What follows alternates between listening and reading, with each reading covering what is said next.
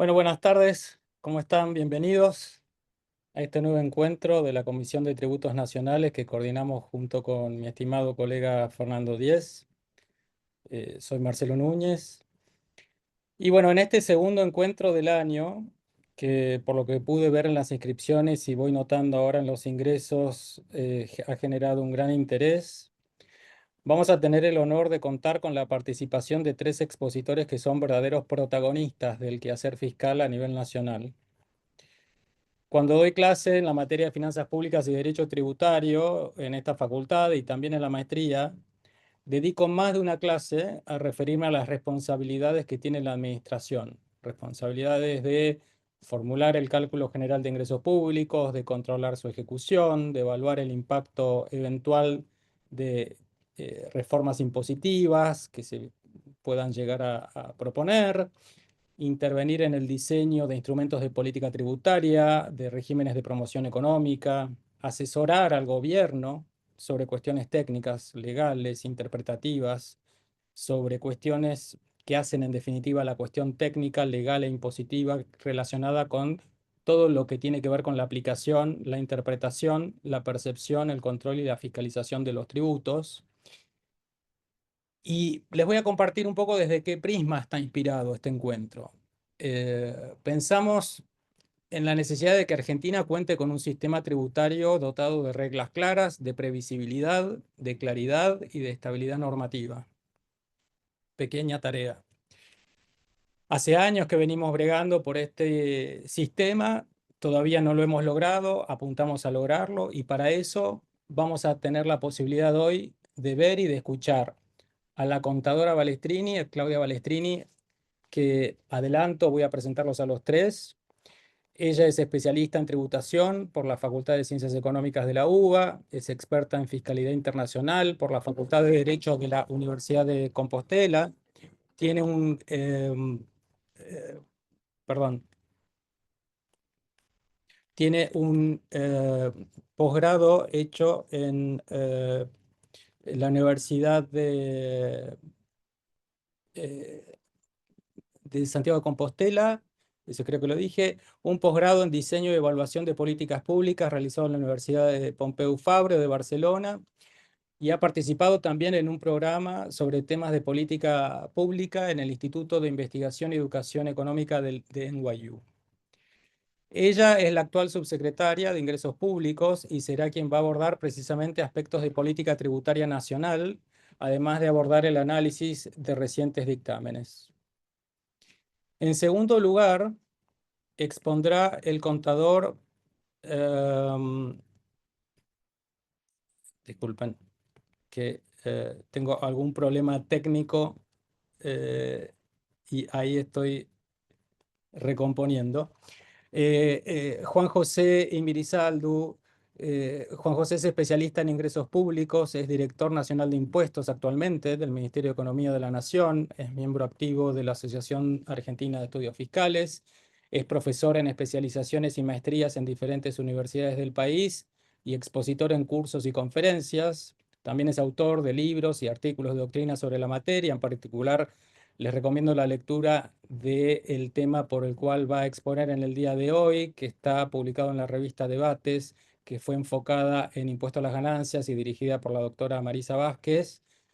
Um, Él se va a concentrar en un tema sumamente relevante y novedoso, que es el tratamiento en el impuesto a las ganancias de las sumas percibidas en concepto de fondo de cese laboral, que fue una figura que a su vez fue reglamentada por el decreto 847 de 2024.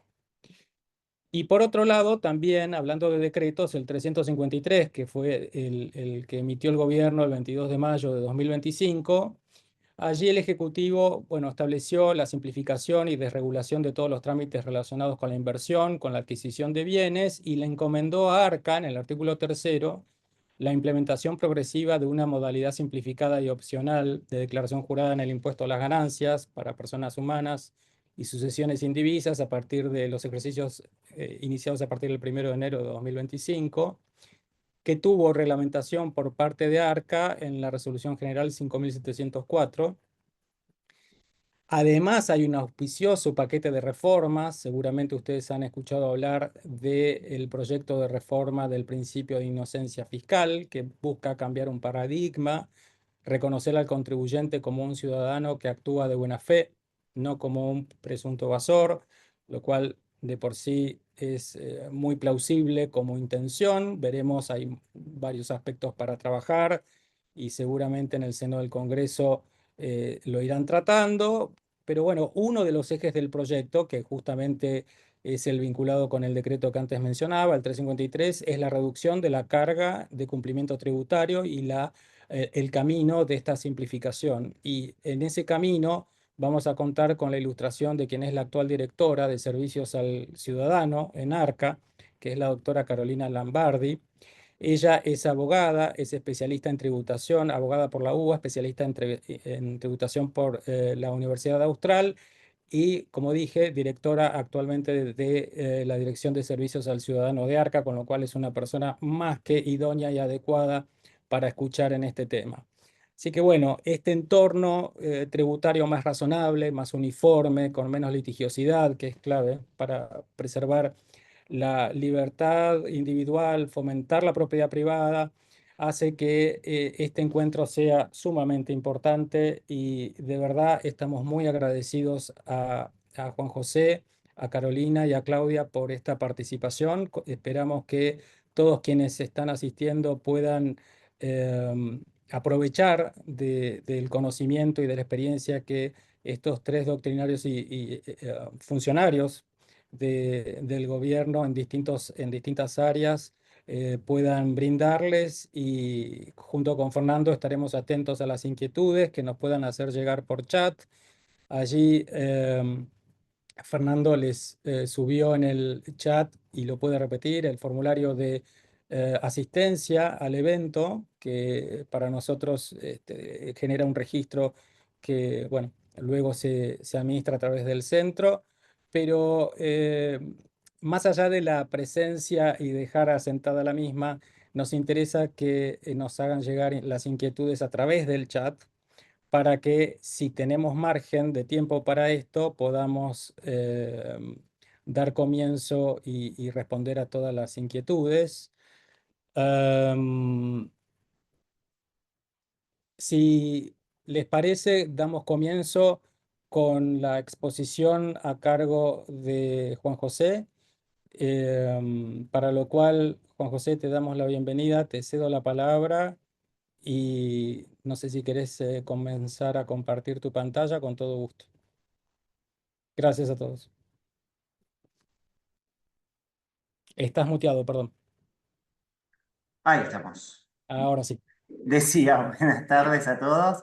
Gracias por la convocatoria y efectivamente el tema que comparto pantalla se ve bien, ¿no? Sí. Bien.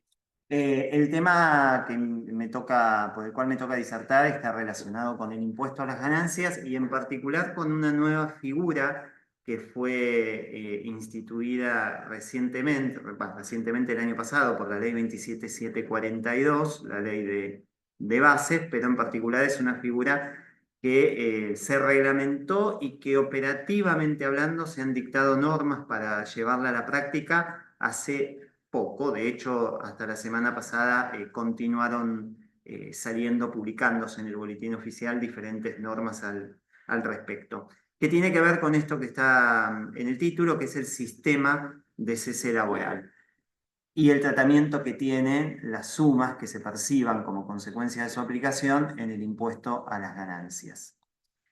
A ver, como les decía, si hacemos un pequeño repaso por las normas que han ido publicándose, la primera de ellas obviamente es la ley base, la 27742, que es una ley que tiene un montón de cuestiones, que legisla sobre un montón de aspectos, y en particular en el que estamos centrados es en este artículo 96, este famoso denominado sistema de cese laboral, que coloquialmente hablando podemos definirlo como un mecanismo cuyo objetivo es reemplazar, si se opta por su aplicación, porque no es obligatorio, tiene que ejercer la opción y se tiene que ejercer de manera tripartita con los diferentes actores de la relación laboral, un mecanismo tendiente a reemplazar a la indemnización por despido, el instituto de la indemnización por despido que está legislada en la Ley de Contrato de Trabajo. En particular, el artículo 245, digo en particular porque sabemos que hay otras sumas que se pueden percibir en concepto de indemnización agravada, ¿no? Pero la base la tenemos en el artículo 245.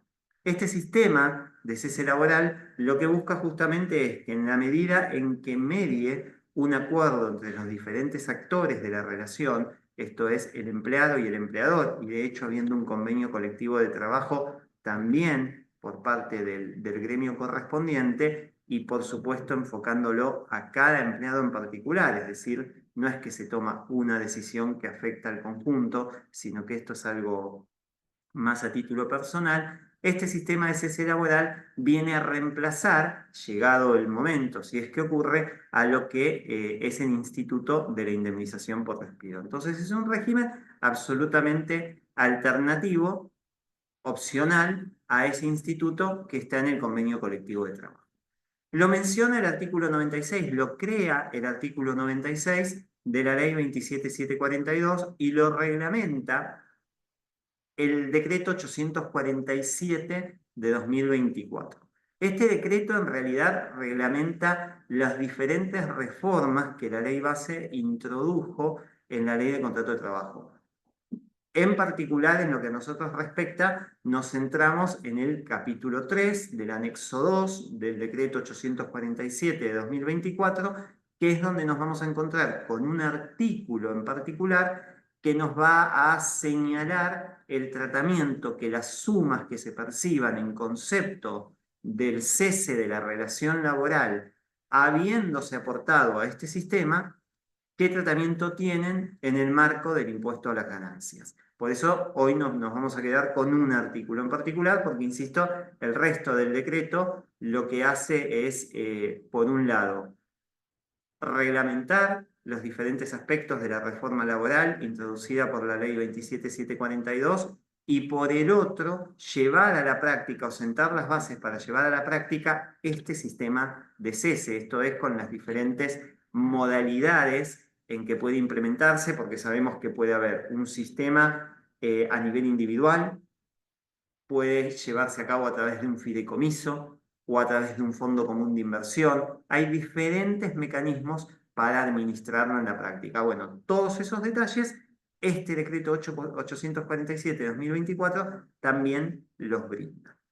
Y operativamente hablando, en las últimas semanas hemos conocido dos normas tendientes a ya llevarlo a la práctica. Una, por un lado, es la resolución de la Comisión Nacional de Valores, la 1071 de 2025, y la otra es la comunicación del Banco Central, la comunicación A del Banco Central, 8288, insisto, dos organismos que tienen protagonismo, lógicamente, por el tipo de instrumento financiero con el cual se operativiza este sistema. Bueno, ahora, centrándonos en el marco impositivo y en materia de impuesto a las ganancias en particular, porque también podríamos hablar del impuesto sobre los créditos y débitos, dado las operaciones que involucra, pero bueno, centrándonos en particular en lo que es el impuesto a las ganancias, hay un artículo dentro del anexo 2 del decreto 847 de 2024 que dice lo siguiente, y lo leo textual tal como está en pantalla. Los importes sustitutivos de las indemnizaciones que se abonen a los trabajadores en el marco de los sistemas de cese establecidos en la presente reglamentación revestirán a los fines del impuesto a las ganancias el tratamiento que éste establece para las referidas indemnizaciones. Los sistemas de cese son los que les estuve comentando en términos genéricos hace un minutito, y lo que señala en definitiva frente al impuesto a las ganancias es que aquellas sumas que se perciban como consecuencia de esta revestirán el tratamiento que tiene la indemnización por despido en el impuesto a las ganancias. Lo cual obliga, lógicamente, a que cuando uno lee esto, preguntarse, bueno, ¿cuál es el tratamiento que la indemnización por despido tiene frente al gravamen mencionado?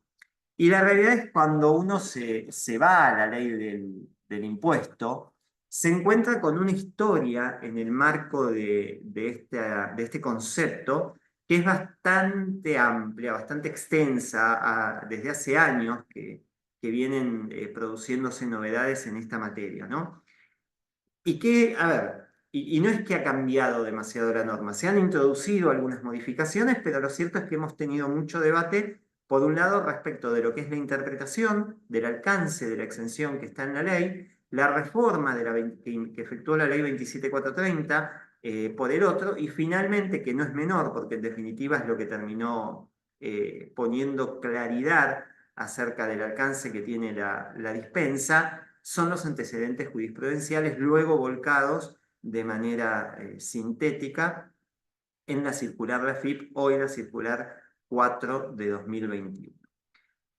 Si uno tuviera que hacer este repaso, que insisto, las conclusiones a las que arribemos a partir de ahora son las que se aplican de manera idéntica a las sumas que se perciban como consecuencia de este nuevo sistema de cese laboral, por lo cual las conclusiones van a ser las mismas. Si uno tuviera que hacer este relevamiento, ahí lo agrupé como en 4 etapas, siguiendo un orden con relación a cómo fueron sucediendo las distintas cuestiones que generaron debate en la ley del impuesto, porque originalmente lo cierto es que no se discutía en la ley la naturaleza de este instituto respecto a si las sumas en concepto de la indemnización deben quedar o no grabadas por el impuesto. No había una discusión en torno a eso porque el legislador que decidió que quedaran exentas, por lo tanto que interpretaba que forman parte del objeto del impuesto, cumplen con los requisitos que manda la norma en el artículo 2 para la persona humana para que queden grabados, para que queden dentro de su ámbito de aplicación.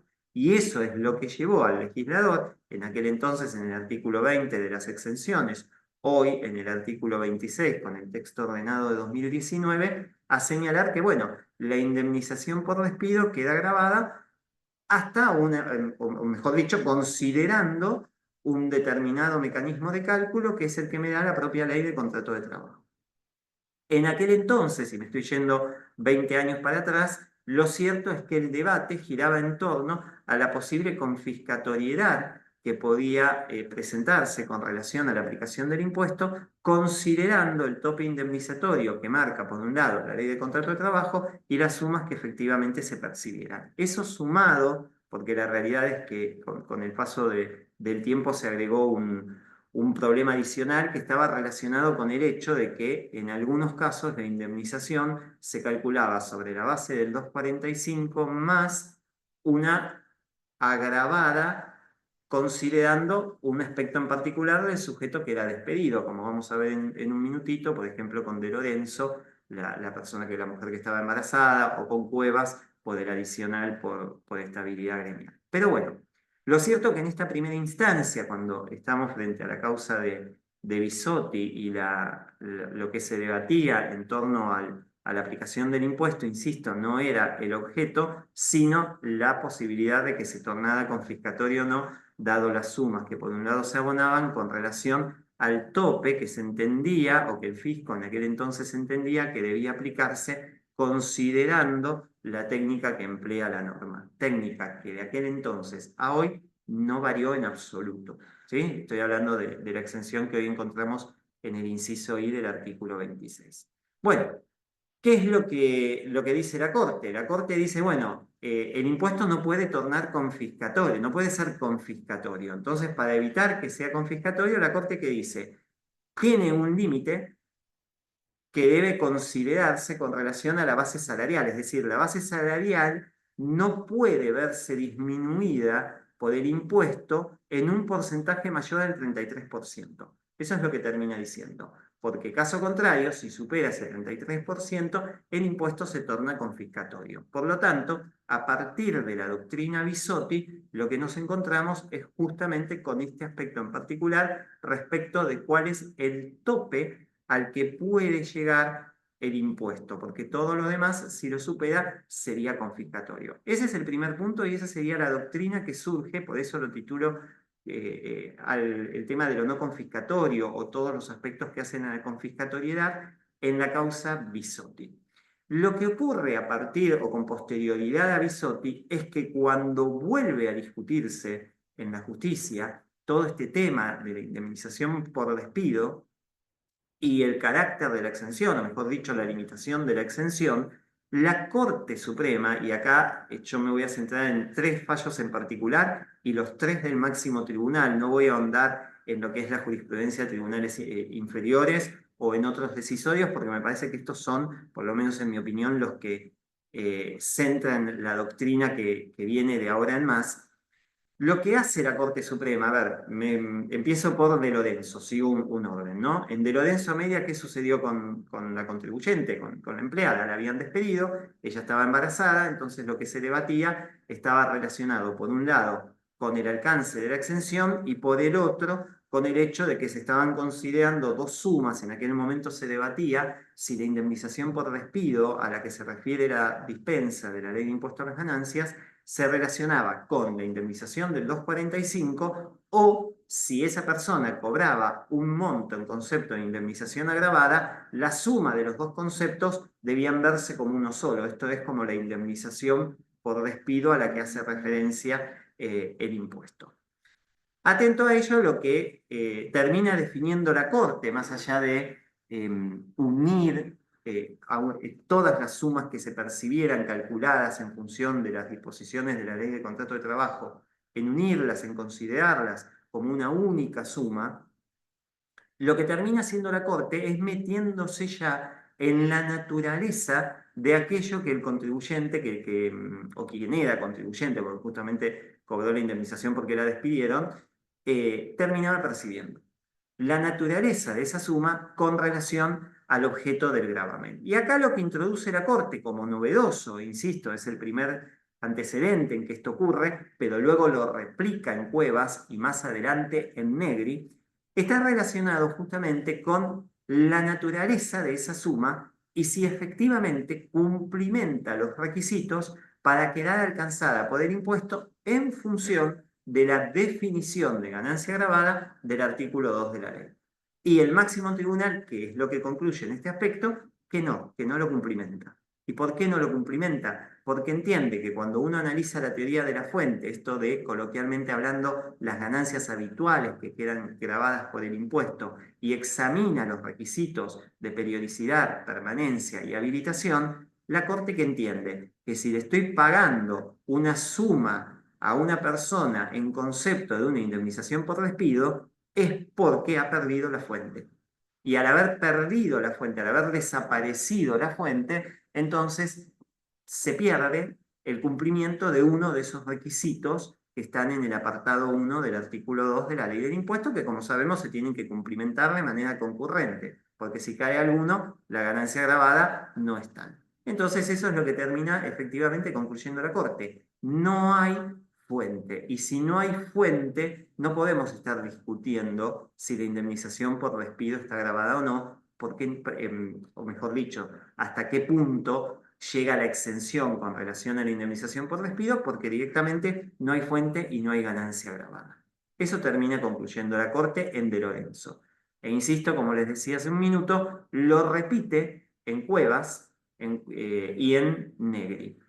Lo que cambia, por supuesto, en esos 2 decisorios es el concepto, no el concepto indemnizatorio, sino el motivo por el cual era despedida la persona. Porque en Cuevas, obviamente no se trataba de una mujer embarazada que era despedida, sino que había una indemnización agravada que se le abonaba al sujeto en concepto de estabilidad gremial, porque era un gremialista. Entonces había también una discusión en torno al concepto de indemnización por un lado, pero por el otro, y ya debatiendo lo que era la exención, la Corte vuelve a remitirse, o se remite a lo que había concluido en De Lorenzo, y dice: yo ya comenté que la indemnización por despido se da porque la persona perdió la fuente, y si perdió la fuente no hay ganancia agravada, y si no hay ganancia agravada ni siquiera tenemos que discutir el tema de la exención.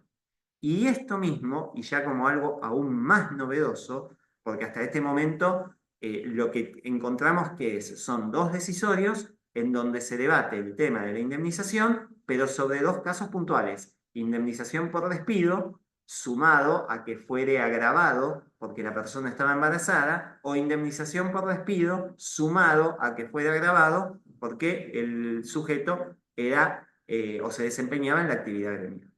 Lo que ocurre en Negri, y es lo que lo torna novedoso, no por la conclusión, porque la conclusión es la misma que en De Lorenzo y en Cuevas.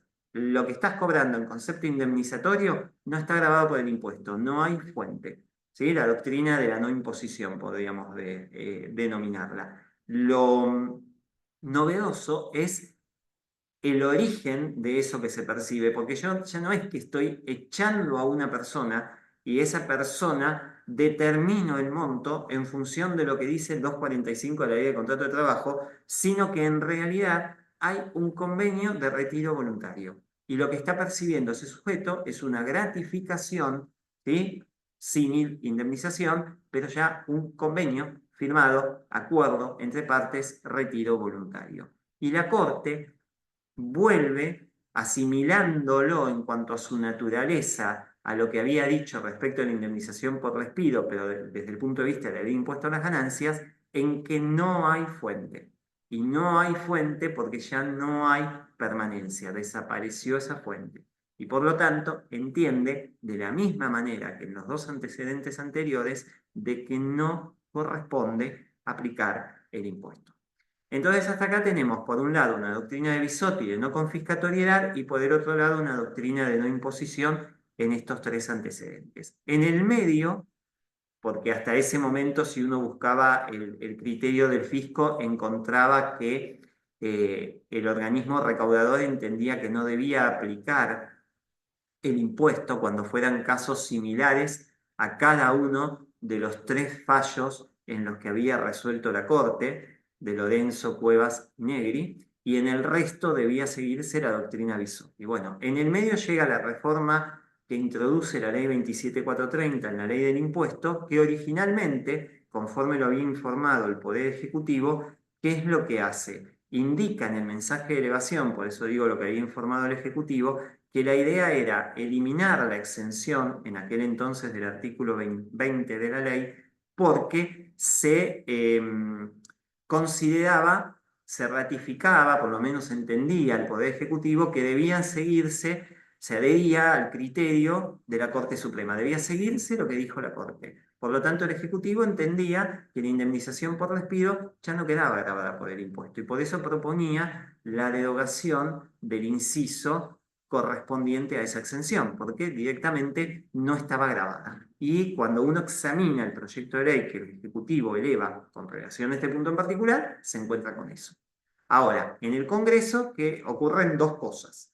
La primera es, por un lado, que esa exención vuelve a incorporarse, ¿sí? Porque en su momento en el Congreso habían entendido que si la exención se sacaba parecía que quedaba todo grabado, cuando ya por lo que acabamos de comentar había un alineamiento por parte del Poder Ejecutivo respecto de lo que resolvió en su momento la Corte. Pero bueno, más allá de eso, de que vuelve la exención, en paralelo se incorpora como renta taxativa de cuarta categoría, en aquel momento en el artículo 79, hoy continúa en el artículo 82, una ganancia grabada en concepto de la indemnización por despido cuando el sujeto que fuera despedido ocupara o hubiera ocupado en los últimos 12 meses un cargo gerencial o directivo. Uno diría, bueno, pero ¿cómo puede ser? Si por el lado la Corte te dice que no está grabado, por el otro no lo puedes incorporar y acá, bueno, hay que volver tan solo un segundo a lo que es la definición de ganancia grabada en el impuesto, que sabemos, como siempre digo cuando explico el tema, la ley como que da varias oportunidades para que esa ganancia quede grabada. La primera es, bueno, que cumpla esos tres requisitos que vinimos comentando y que por supuesto señalamos y conforme lo concluyó la Corte, de que no se cumplía la permanencia porque había desaparecido la fuente. Pero la segunda oportunidad que me da la norma para que la ganancia quede grabada, ¿cuál es? Que esté taxativamente indicada en alguna categoría. Y lo que hace el Congreso justamente es sortear lo que la Corte había dicho que fallaba y lo incluye taxativamente en la cuarta categoría y ahí ya no depende de cumplir los requisitos que venimos comentando. Entonces, a partir de la reforma de la ley 27430 y con un texto que hoy continúa vigente y por lo tanto todo lo que voy a señalar ahora es lo que termina resultando de aplicación en la actualidad, tanto a la indemnización por despido como ahora, conforme lo que señalamos recién, a las sumas que se perciban en concepto de este sistema de cese, es que conviven dos supuestos en materia de indemnización.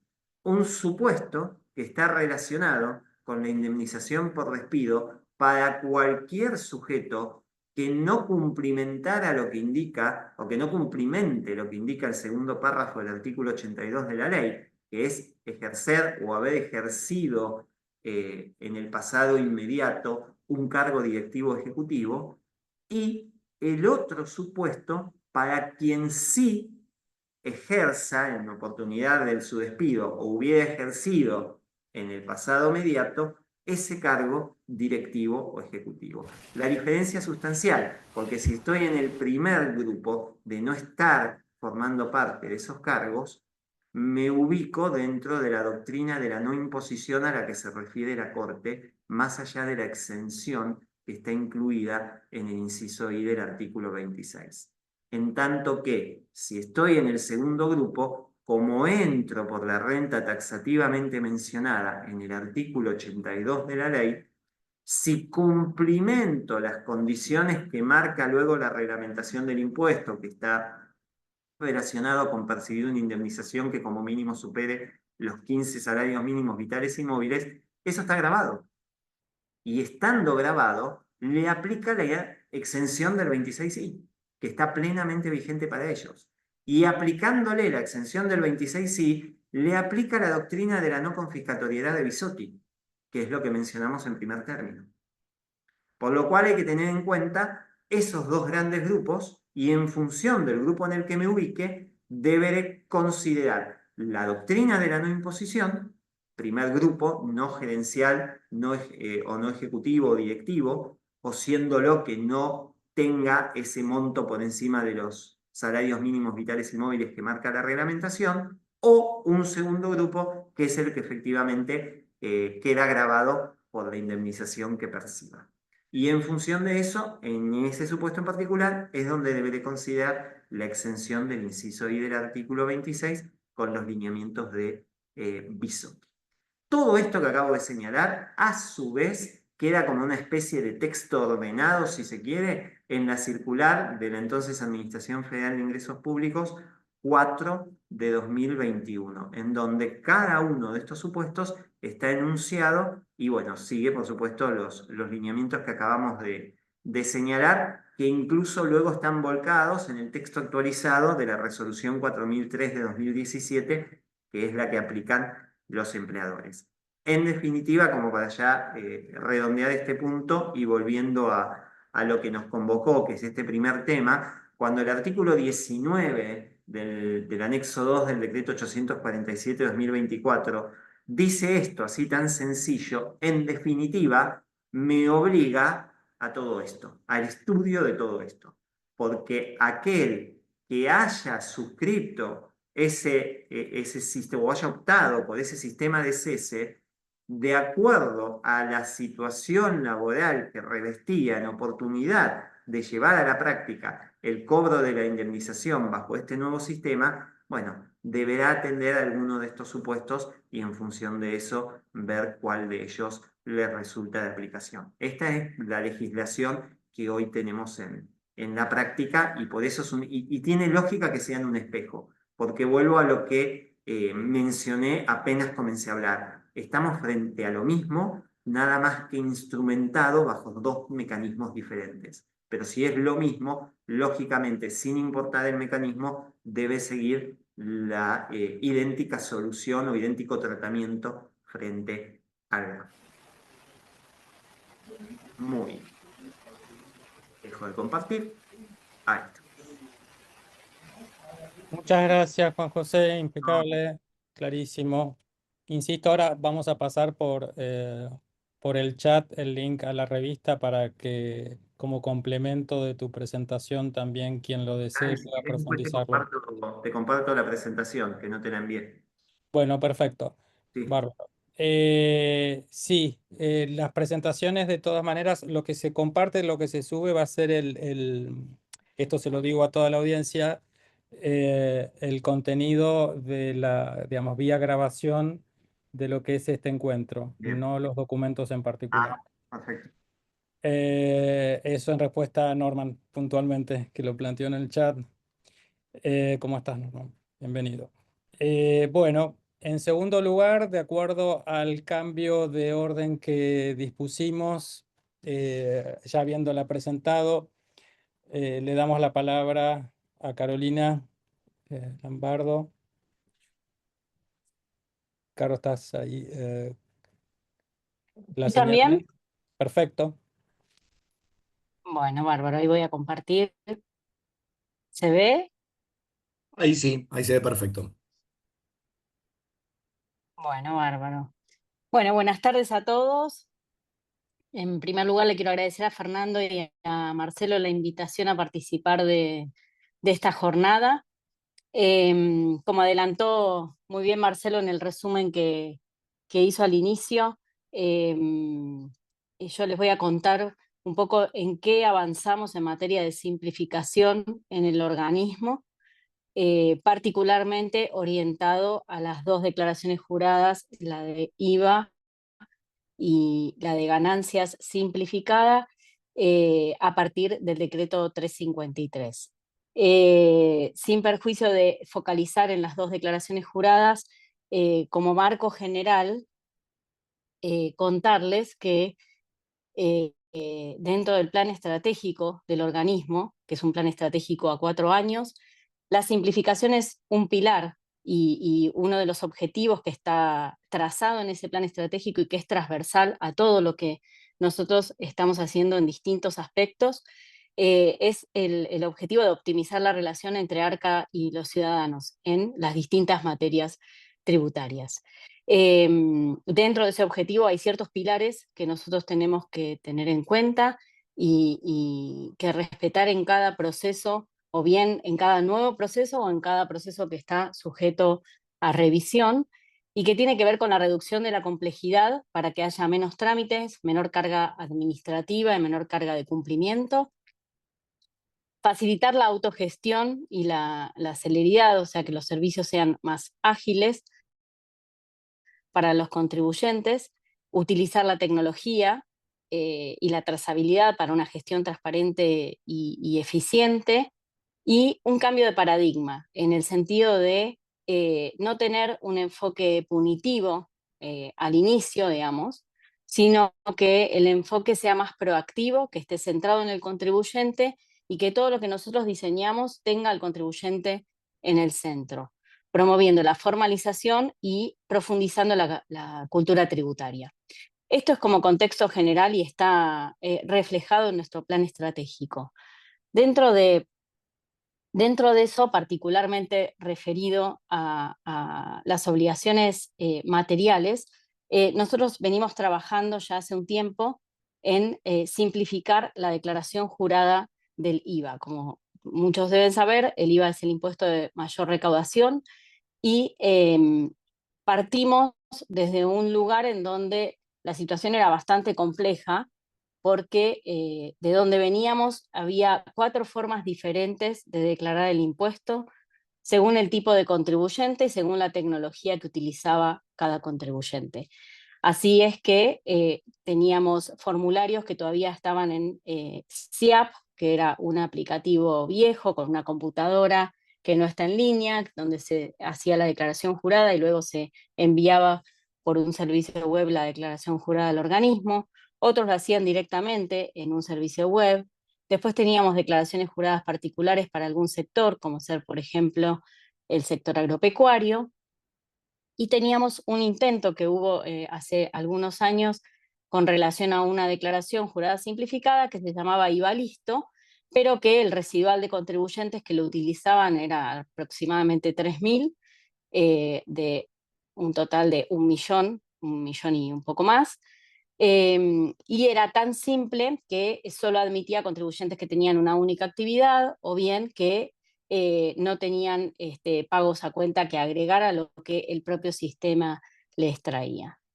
Ese era el universo de declaraciones juradas disponibles, el menú de declaraciones juradas disponibles según el tipo de contribuyente. Y a eso se le sumaba una obligación formal, un régimen de información, de registración de comprobantes, que todos conocemos como el libro de IVA digital. Entonces, todos los meses los contribuyentes tenían que cumplir ambas obligaciones, presentar el libro de IVA por un lado y presentar la declaración jurada por el otro.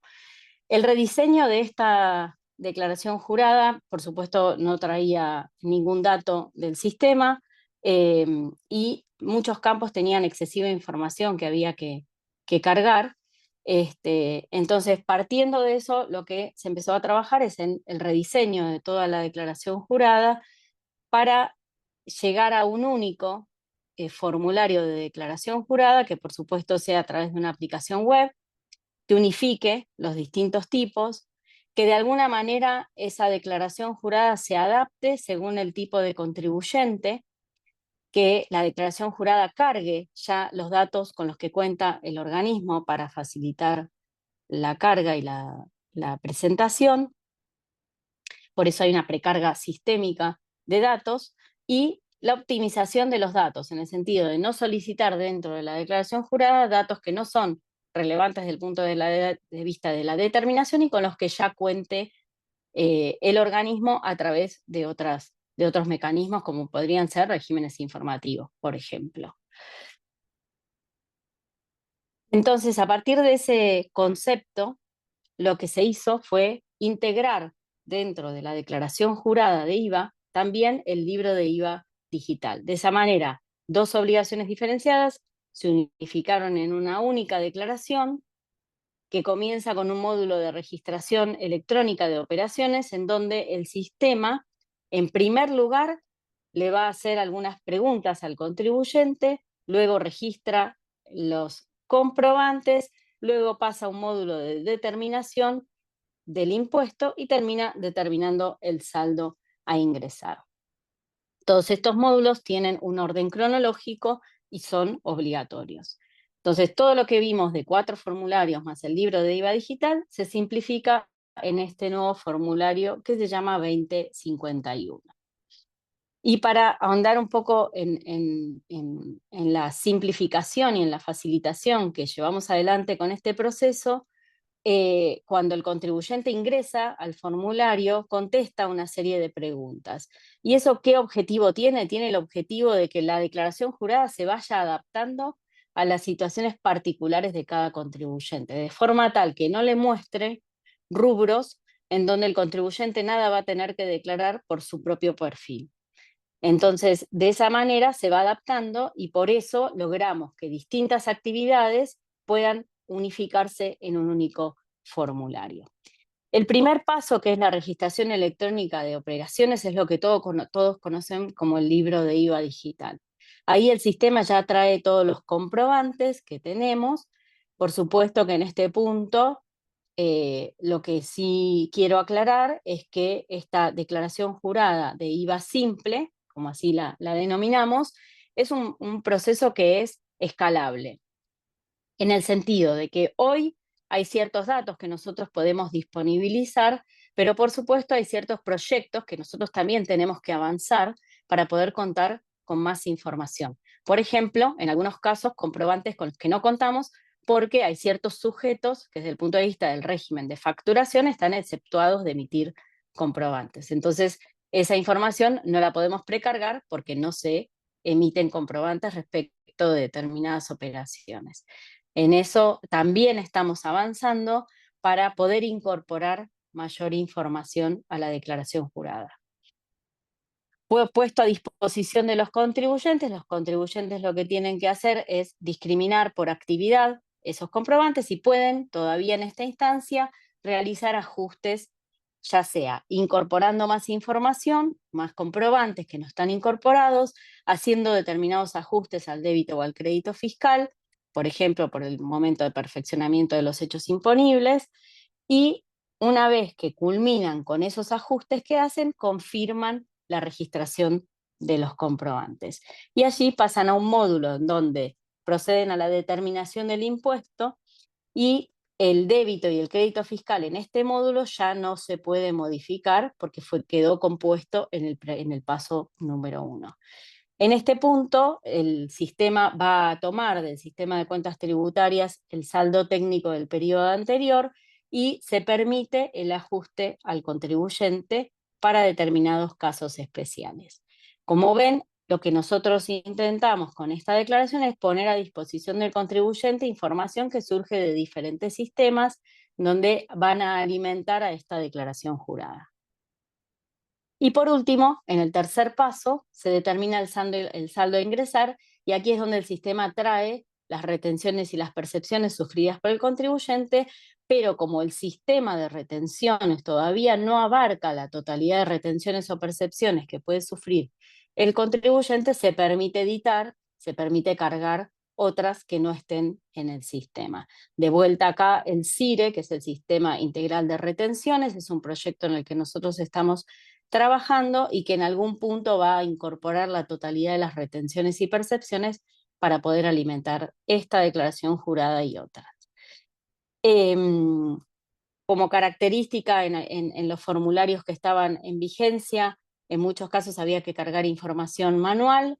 En toda esta declaración se permite importar la información a través de archivos que tienen un formato determinado, y también trae el saldo de libre disponibilidad de periodos anteriores y las compensaciones que el contribuyente hizo en el sistema de cuentas tributarias.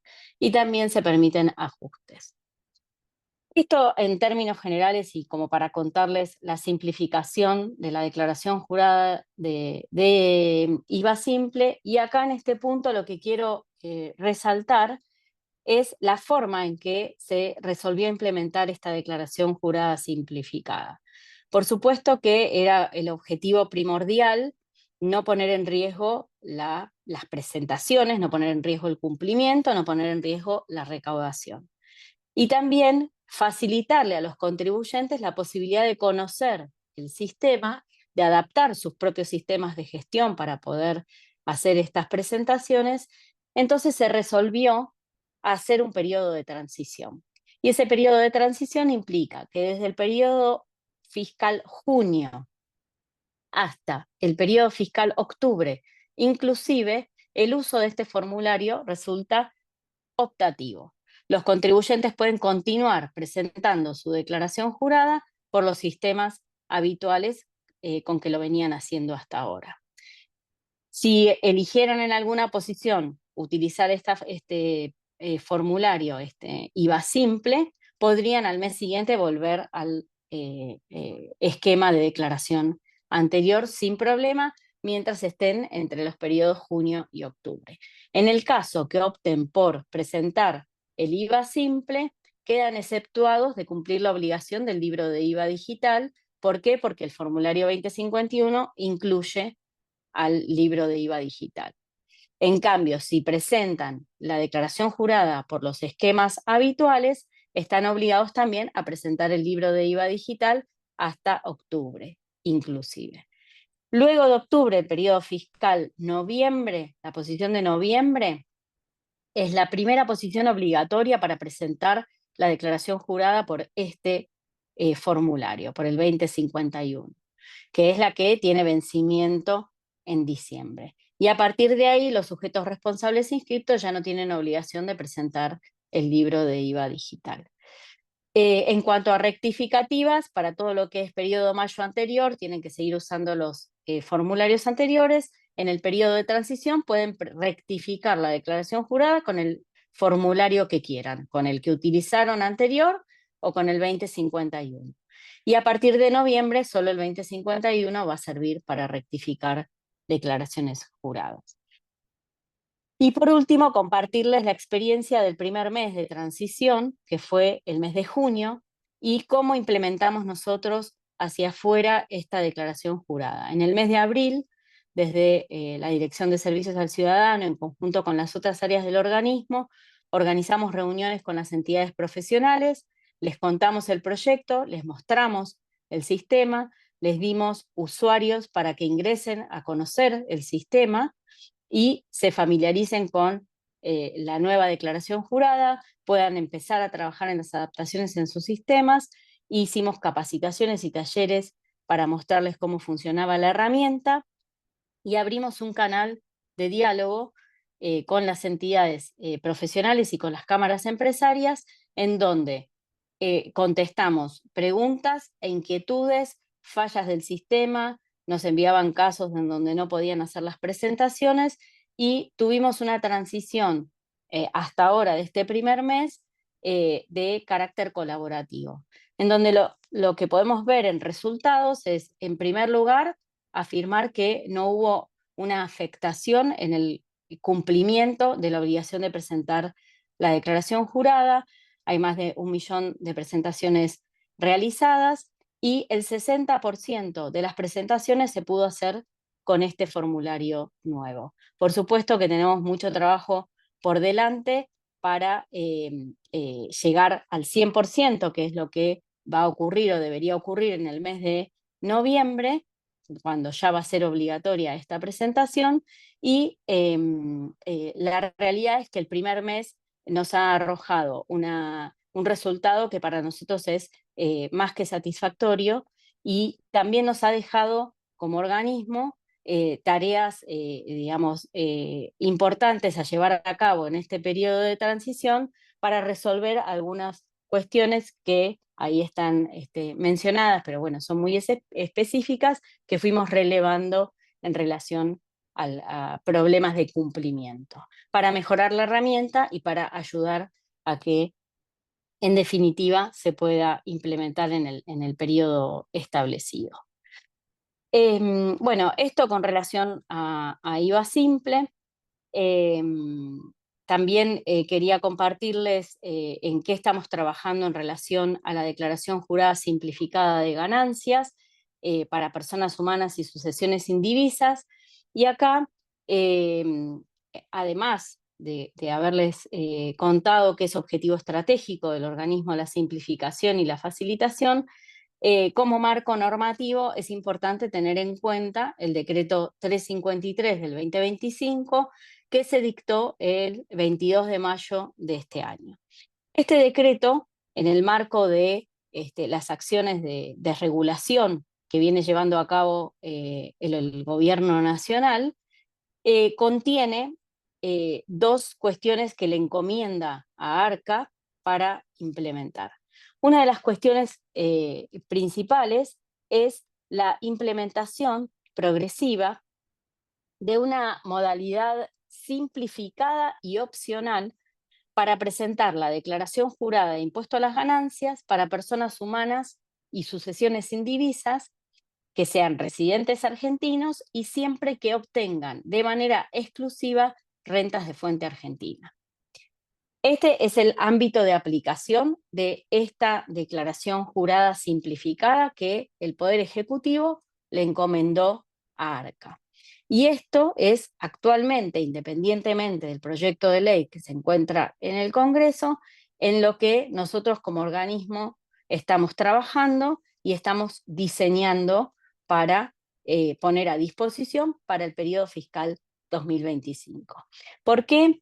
Porque las bases o el esquema general de esta modalidad simplificada y opcional están establecidos en el decreto 353 y fueron complementados por la Resolución General de ARCA 5704, que se dictó el 29 de mayo del 2025, en donde efectivamente se puso a disposición de los contribuyentes una opción para ejercer, para presentar esta declaración jurada simplificada.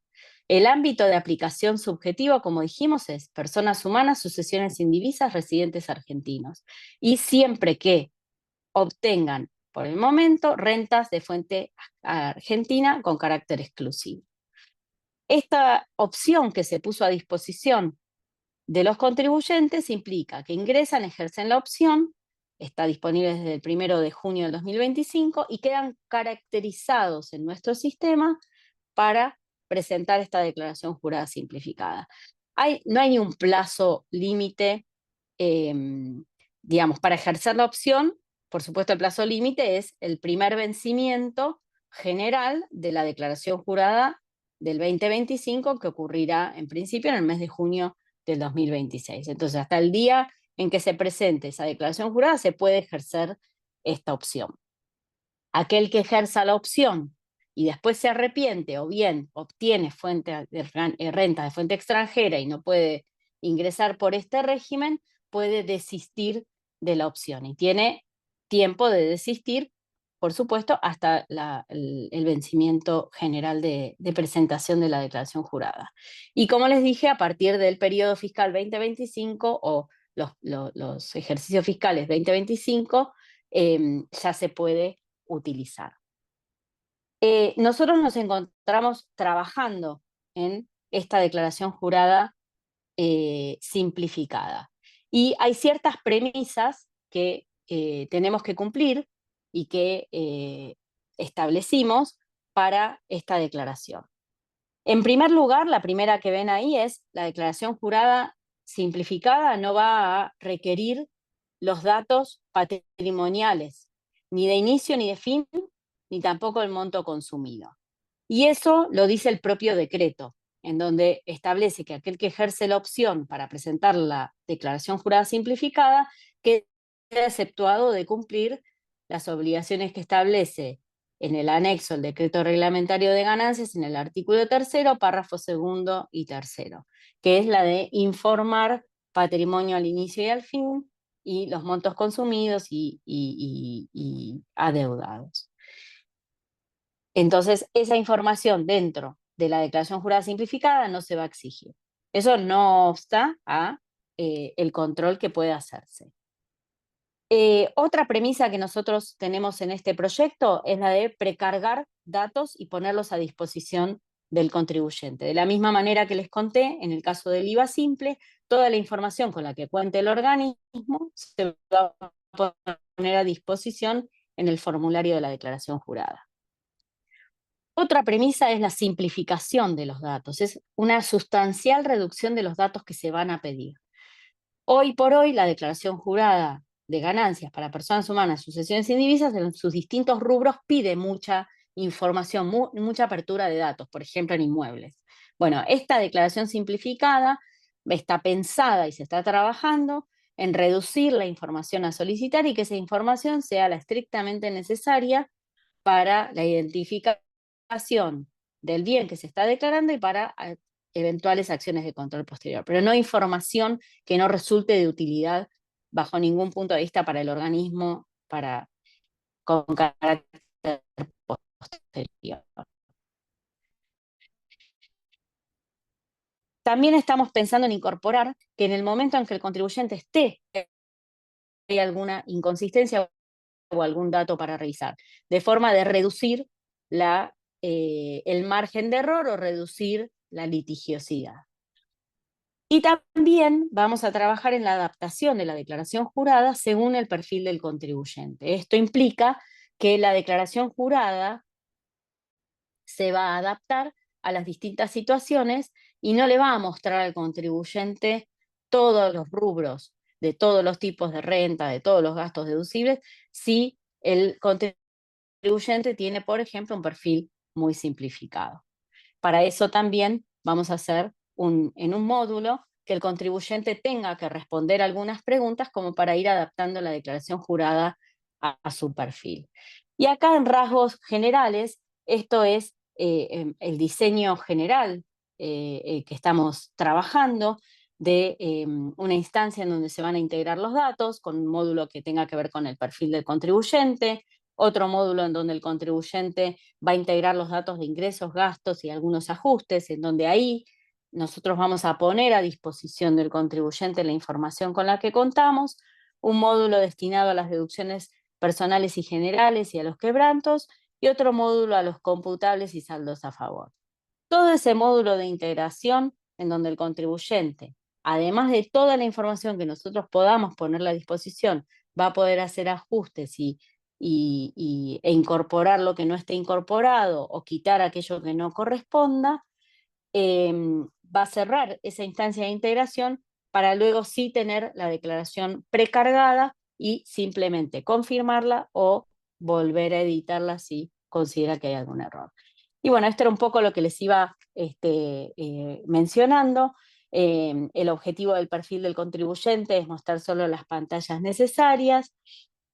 En el módulo 2, bueno, acá lo que hay que tener en cuenta es la propia complejidad del impuesto, en donde las rentas se dividen por categorías, la base de la declaración va a hacer los comprobantes, las facturas, el libro de IVA, la declaración jurada de IVA simple. Entonces el contribuyente va a tener que asignar esos ingresos a los distintos tipos de renta. Si a renta de cuarta categoría, con la información con la que cuenta el organismo se va a poner a disposición, y también se van a poder agregar otras informaciones. ARCA va a precargar los datos con los que cuenta sobre las deducciones, y el contribuyente va a poder validar, actualizar o incorporar los datos que le correspondan. También va a traer el seguimiento de los quebrantos. Y por último, el módulo de los computables y los saldos a favor, que va a haber una precarga de datos de parte del contribuyente, y el contribuyente va a validar o incorporar los datos que le corresponda. Una vez que trabajan en ese módulo de integración, se va a mostrar una declaración precargada, y el contribuyente la va a poder aceptar y presentar la declaración jurada, o bien puede volver al módulo anterior para precargarla.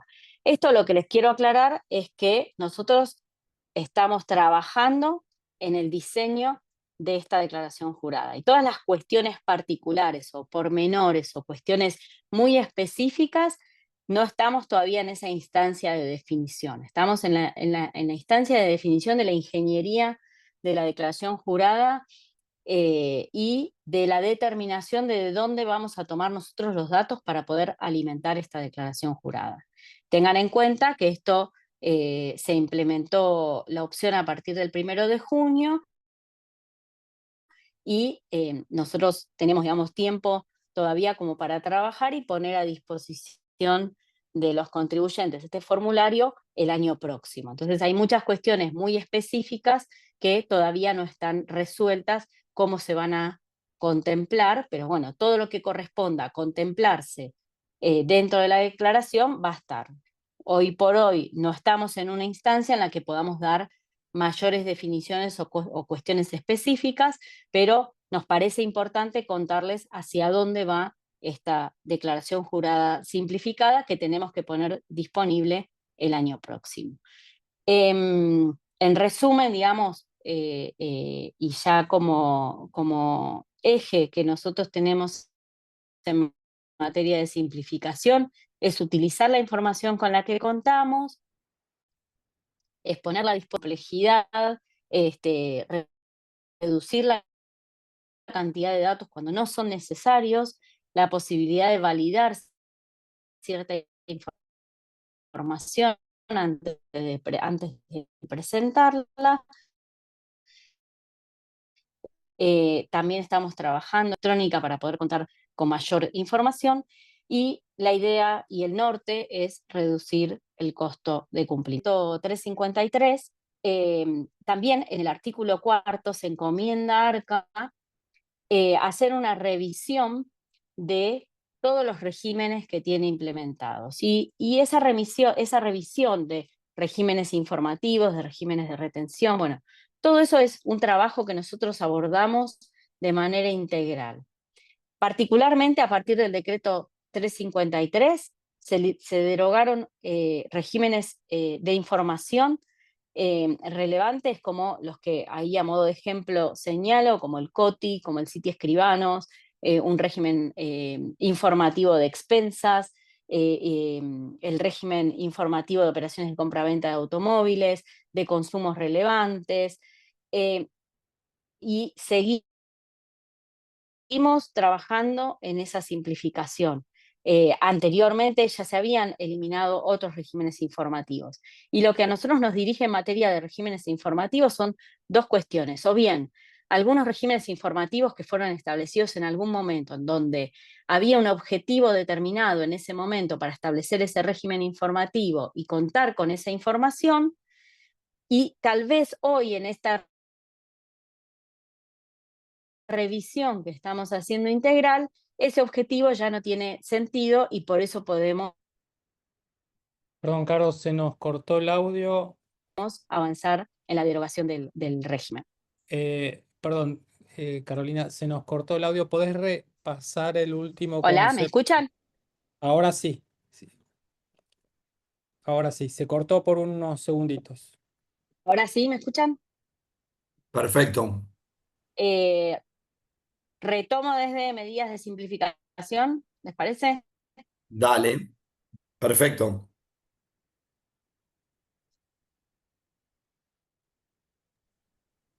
Bueno, les decía que el decreto 353 que referencia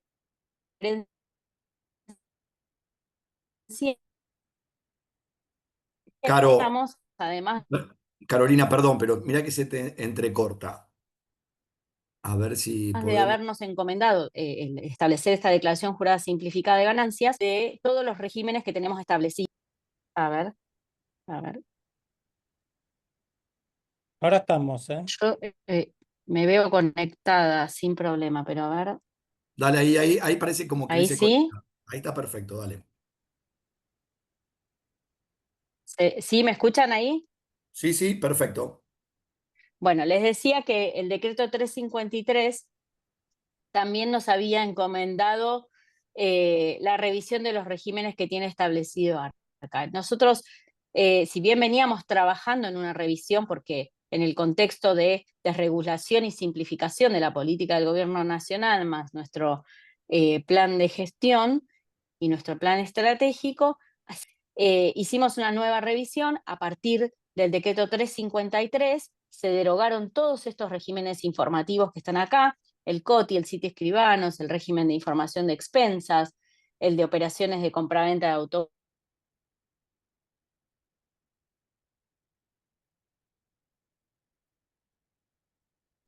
Dos cuestiones que nosotros tenemos en cuenta al momento de revisar los regímenes informativos. La primera es qué fue lo que motivó en su momento o el objetivo original para establecer el régimen informativo y verificar que ese objetivo siga vigente y que tenga sentido mantener ese régimen de información desde el punto de vista de lo que originó el régimen.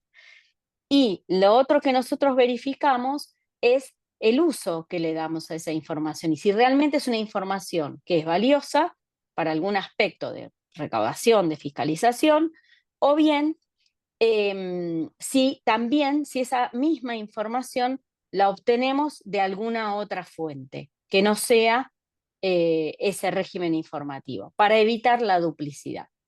Entonces, en ese marco, y sobre esos dos objetivos, es que estamos trabajando en esta revisión de regímenes que tenemos establecidos. Por supuesto, hay algunos regímenes que es más fácil avanzar en su derogación y hay otros, como por ejemplo el caso del CITER, que es el cuadro de la derecha, en donde es un régimen informativo que es muy relevante para nosotros, la información que obtenemos, pero que a partir del 353 y de una evaluación de la relevancia de las operaciones que nosotros necesitamos tener informados, se elevaron sustancialmente los umbrales que tenía ese régimen informativo. Esto va a redundar, por supuesto, en que se reduce la cantidad de información no relevante o que veíamos que no tenía utilidad por la intrascendencia, por los montos que estaban informados. Entonces también trabajamos en la revisión de umbrales de regímenes informativos. Y hay otros regímenes que nosotros estamos revisando. Bueno, hay algunas cuestiones que pueden tener algún costo fiscal asociado y eso se analiza de manera particular y, digamos, tiene un tratamiento diferenciado para poder avanzar en su modificación. Y finalmente, hay otras medidas de simplificación en las que venimos trabajando, bueno, en el ámbito del monotributo, con un facturador simplificado a través del celular, con la implementación de una recategorización simplificada, la eliminación de otros regímenes que tienen que ver con la eliminación del RUCA y unificar todo en el CISA para la actividad agropecuaria, muchas simplificaciones y facilitaciones en materia de comercio exterior, Otros trámites simplificados, como débitos automáticos para el pago de determinadas obligaciones, particularmente el de las casas particulares, que fue un tema que estaba pedido en un montón de ámbitos y pudimos incorporarlo. Eso facilita el cumplimiento y es un beneficio para las beneficiarias de ese régimen. Y bueno, distintas pautas de gestión de ejecuciones fiscales para tratar de homogeneizar el tratamiento en todo el país en cuanto a los tiempos para la traba de medidas cautelares y para que sea transparente y sea claro cuál es el procedimiento a seguir en esa materia. Nosotros trabajamos de una manera colaborativa, desde el área de servicios tenemos canales abiertos con las entidades profesionales y las cámaras, y la idea es trabajar de manera conjunta. Nosotros relevamos todo lo que puede ser materia de simplificación o facilitación, pero también nos nutrimos de todo lo que nos pueden aportar en esa materia para ir revisando distintas cuestiones. Así que bueno, eso era un poco lo que quería compartirles. Muchas gracias. Muchas gracias, Carolina, muchas gracias por tu exposición. La verdad es que es súper interesante ver este camino hacia la simplificación como objetivo y ver que se van cumpliendo estos pasos y como vos bien decías, obviamente cada régimen tiene sus particularidades y debe ser bastante más complejo en algún caso que en otros. Así que, bueno, es todo un camino, ¿no? Que hay que ir recorriendo. Eh, Claudia, ya te presentamos. La doctora Claudia Balestrini va a ser quien cierre el encuentro. Eh, Pasamos directamente a darte la palabra porque al principio hicimos la presentación de todos, así que adelante. Hola, buenas tardes a todos. Bueno, muchísimas gracias Marcelo, Fernando por la convocatoria. Me encanta participar. Después, bueno, tengo acá un testigo que es Juan José, el director nacional de impuestos, que ya me van a decir cómo me presentaron, qué dijeron, absolutamente todo lo que dijeron por haber llegado tarde y todas esas cosas. Así que, no, muchísimas gracias. Para mí es un placer, como siempre te digo, Marcelo, el hecho de estar en contacto con las instituciones profesionales, académicas. Eh, es un espacio que a los funcionarios nos sirve para estar en contacto con lo que sucede, no solamente en el sector privado, sino también en el ambiente profesional en ese sector privado, o sea, algo mucho más específico y, y que la verdad que es muy interesante porque eh, siempre digo, el hecho de uno puede estar trabajando cada uno desde su lugar, desde la función pública, desde determinado lugar, pero lo importante es que si no hablamos o no escuchamos lo que está pasando del otro lado, jamás ninguna norma va a salir como corresponde ni se va a operativizar como corresponde.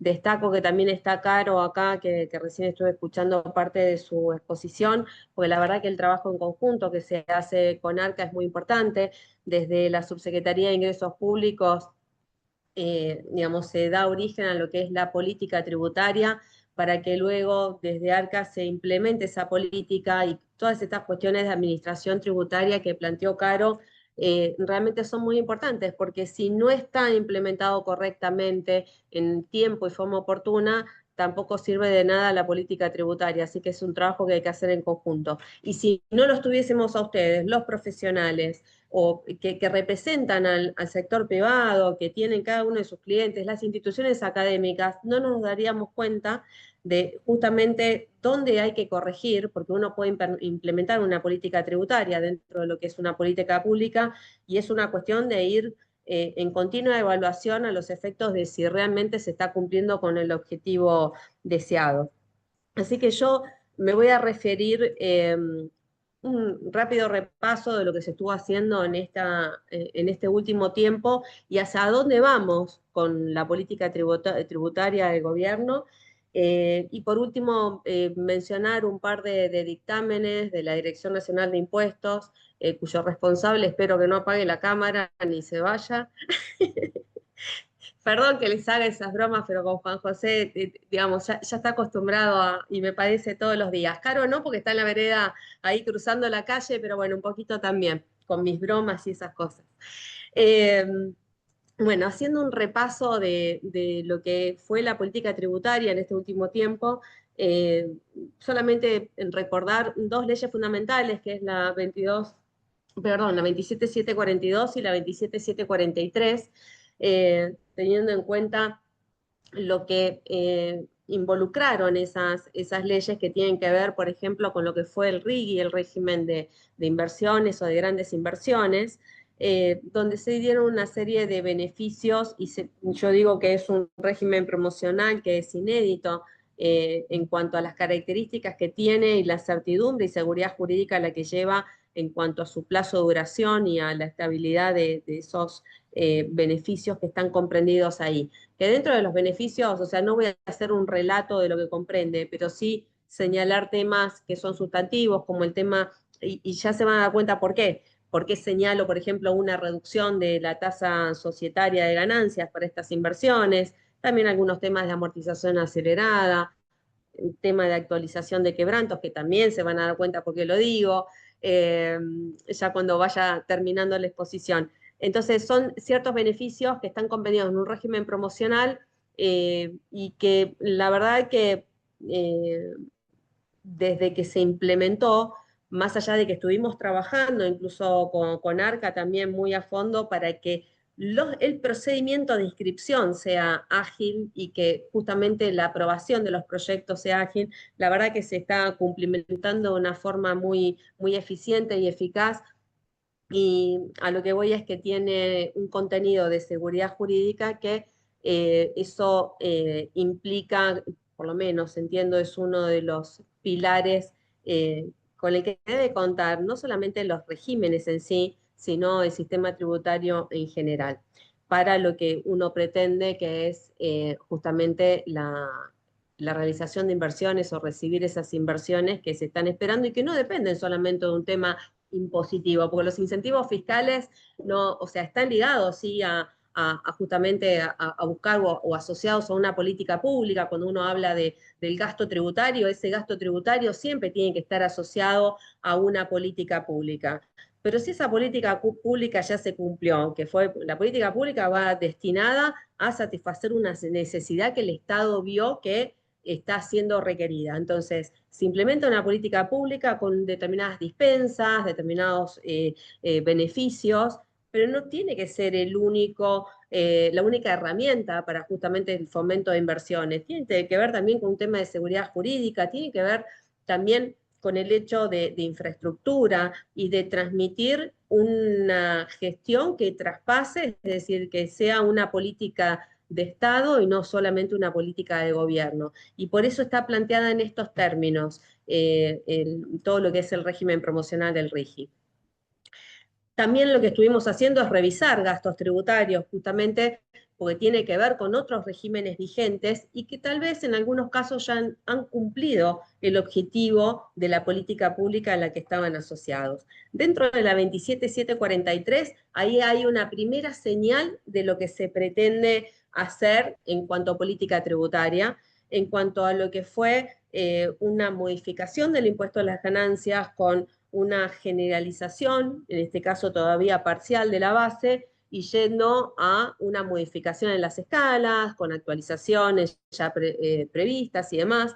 También con bienes personales, esto es importante porque se dio la pauta de que lo que se pretende es no solamente una reducción de alícuota y un incremento de los mínimos como primer paso, sino que se va justamente hacia directamente el término de vigencia de ese gravamen, teniendo en cuenta que puede ser motivo, tal vez, de que algunas inversiones estén más demoradas, en el sentido de que si existe un impuesto de estas características, es un desincentivo a esa implementación de la inversión.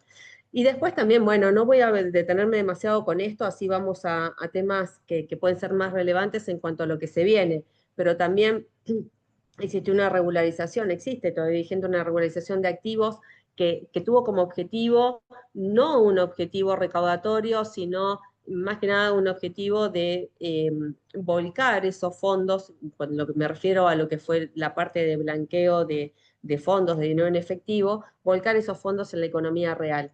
Y la verdad que se hizo y se fue implementando de una manera, bueno, nosotros también intervinimos en eso a través de la Dirección Nacional de Impuestos, estableciendo los criterios interpretativos que muchas veces quedaban, digamos, hay proyectos de ley que se presentan en el Congreso y que tal vez con algunos agregados y algunas modificaciones que también se dan en el recinto, tal vez quedan como inconclusos en cuanto al objetivo que tenían planteado. Y bueno, si bien luego hubo decretos que fueron aclarando estas situaciones y reglamentándolos, también nosotros lo que hicimos es justamente desde la Dirección Nacional de Impuestos, la Subsecretaría de Ingresos Públicos, teniendo en cuenta nuestra competencia en materia de interpretación de las normas, fue que se pudo esclarecer realmente de qué manera había que regularizar estos fondos. Y la verdad que fue muy importante el grado de adhesión, y ya les digo, es el primer régimen de regularización de activos que no busca un tema recaudatorio,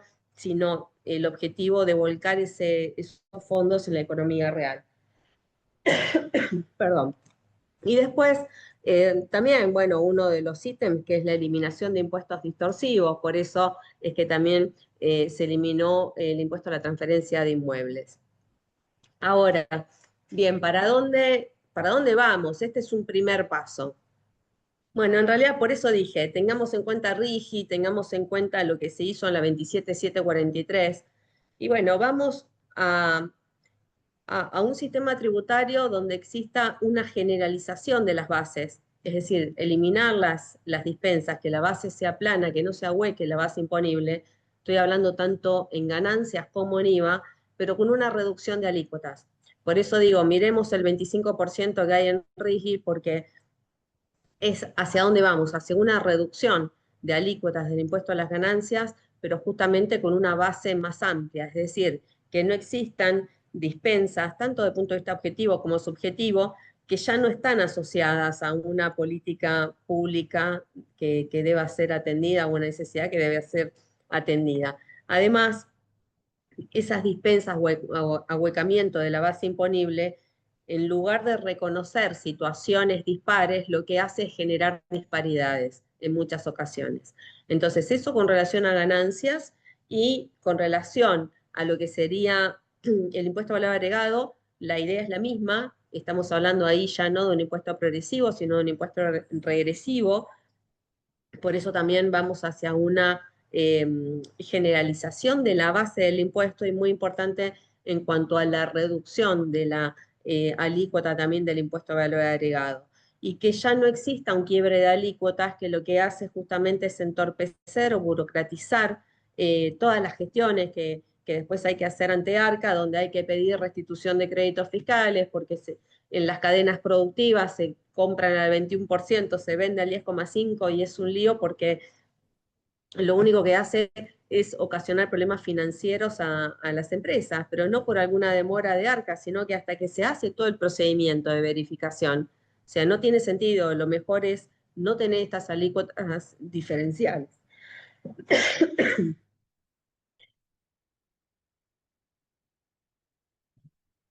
En base a eso también vamos a estar en dos grandes ejes, que es perdón, pero necesito un poco de agua. Adelante, estábamos por alcanzarte, decir que es por Zoom, entonces está Es complicado. que, es que me la pasé hablando todo el día y Por eso llega hasta ahora y ya no puedo. Pero bueno, decía que el objetivo, ¿cuál es?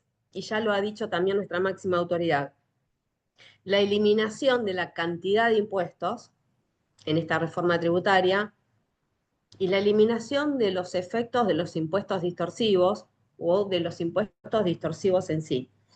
Por eso que también estamos pensando, bueno, ya se está estableciendo una reducción de derechos de exportación, pero también con relación a los impuestos, al impuesto a los créditos y débitos, permitir su afectación a otro tipo de impuestos, y por un porcentaje mayor al que se está ahora aplicando, hasta que luego directamente se atenderá a la desaparición de ese gravamen. Pero, a ver, yo lo que quiero transmitir, obviamente estoy desde ingresos públicos y estoy parada sobre los recursos tributarios. Entonces, no se trata solo de eliminar impuestos, obviamente que ese es el objetivo y eso es lo que está planteado en la reforma tributaria, pero el tema es justamente también un sostenimiento del equilibrio fiscal. Entonces yo no puedo decir que el primer paso de la reforma tributaria va a ser la eliminación del impuesto a los créditos y débitos. Vamos a buscar atenuar su efecto distorsivo para que sea cada vez mayor el porcentaje que se puedan computar, hasta que en algún momento ese impuesto desaparezca. Pero también hay que pensar que cada impuesto tiene un destino de la recaudación determinado. En algunos casos son impuestos coparticipables, en otros son impuestos que van directamente con destinos específicos, o al tesoro o a determinados organismos. Cuestión que también está siendo revisada, porque la idea es que no tenga que ir a ningún organismo en particular. Entonces, ¿a qué es lo que voy? Que cuando se determina un pago a cuenta de un impuesto contra otro, hay que ver la composición de las cajas a los que van destinados esos recursos, porque la idea es no afectar tampoco recursos coparticipables o no empeorar un sector por otro.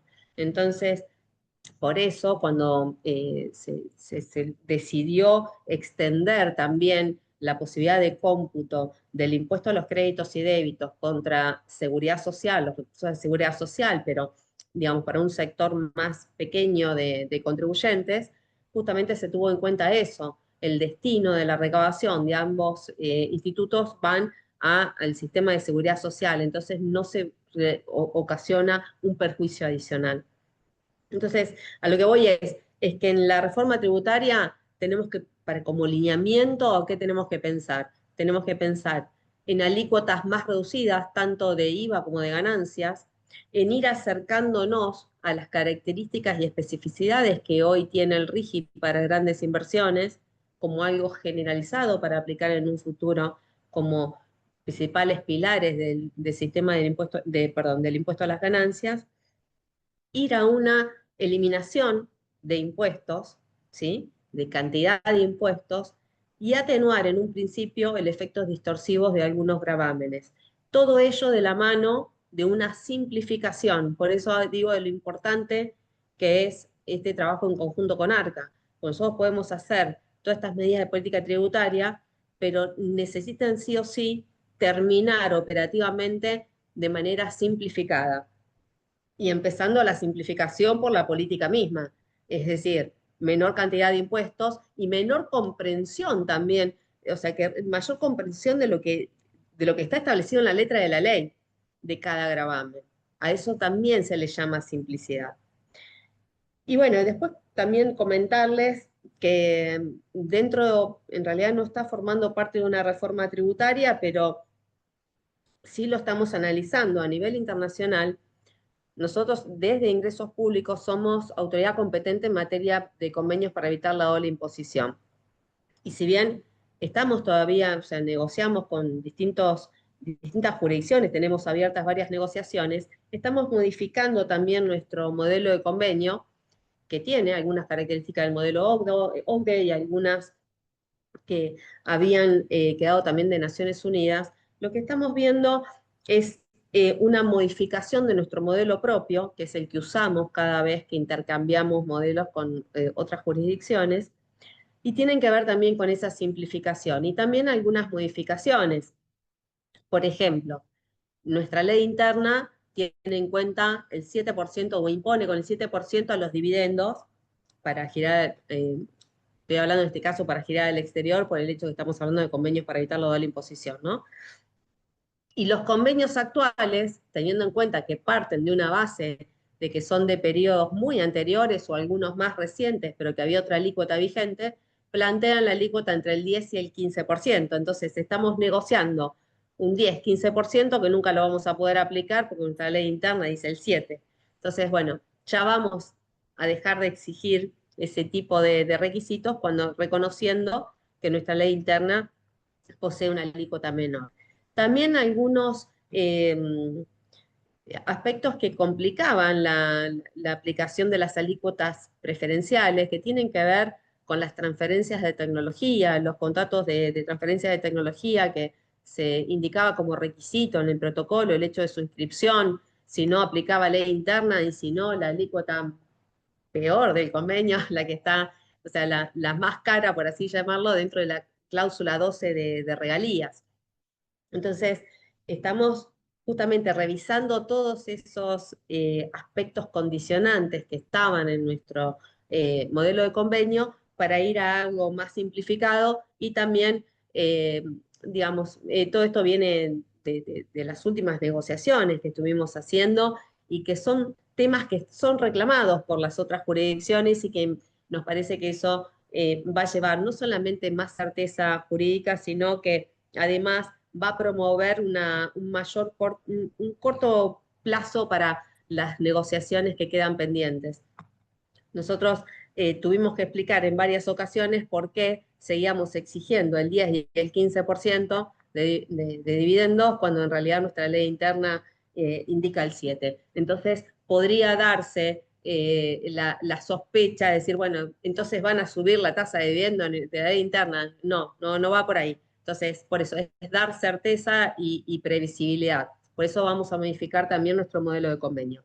Y después nos habían consultado en algunas ocasiones por Pilar 2 de todo lo que tiene que ver con el impuesto mínimo a nivel internacional. Nosotros estuvimos trabajando en un proyecto para internalizar la norma. El tema es que la norma cada vez, en todos los, digamos, donde se trató, en el foro a través de NOC y demás, se fueron complejizando en aspectos operativos.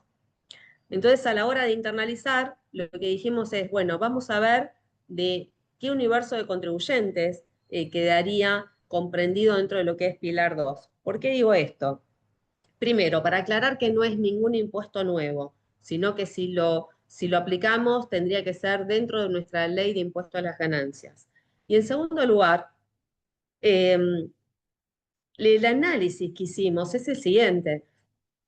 No es que la empresa que está acá en Argentina no va a pagar el impuesto mínimo si nosotros no hacemos nada.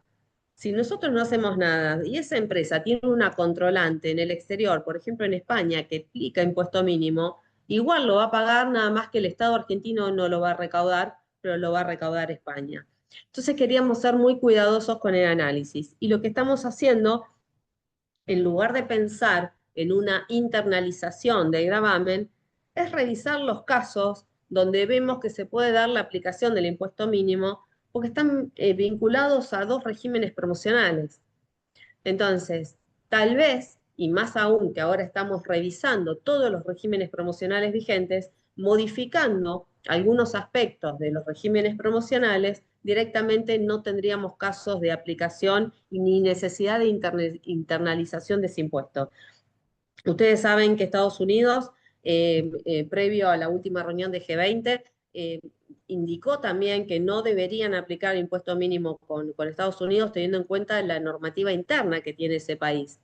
Nosotros entiendo que estamos en una situación donde revisando algunos aspectos de los regímenes, de dos regímenes promocionales, podríamos simplificar también este tema donde directamente no se vería la necesidad de aplicar el Pilar 2. Eso va a formar parte también de todo el análisis que estamos haciendo, no solamente dentro de lo que es la reforma tributaria, sino en aspectos complementarios a esa reforma. Hasta acá lo que se viene, digamos, lo principal que se viene en materia de política tributaria.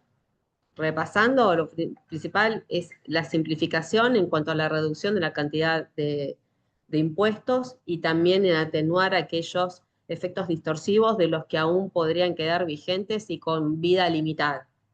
Y después la generalización de la base con reducción de alícuota, tanto para IVA como para ganancias. Obviamente no hablo de bienes personales porque ya tiene un plazo de vigencia donde ya va directamente no va a regir más. A partir de sería, porque el último año sería 2027, excepto para aquellos que ya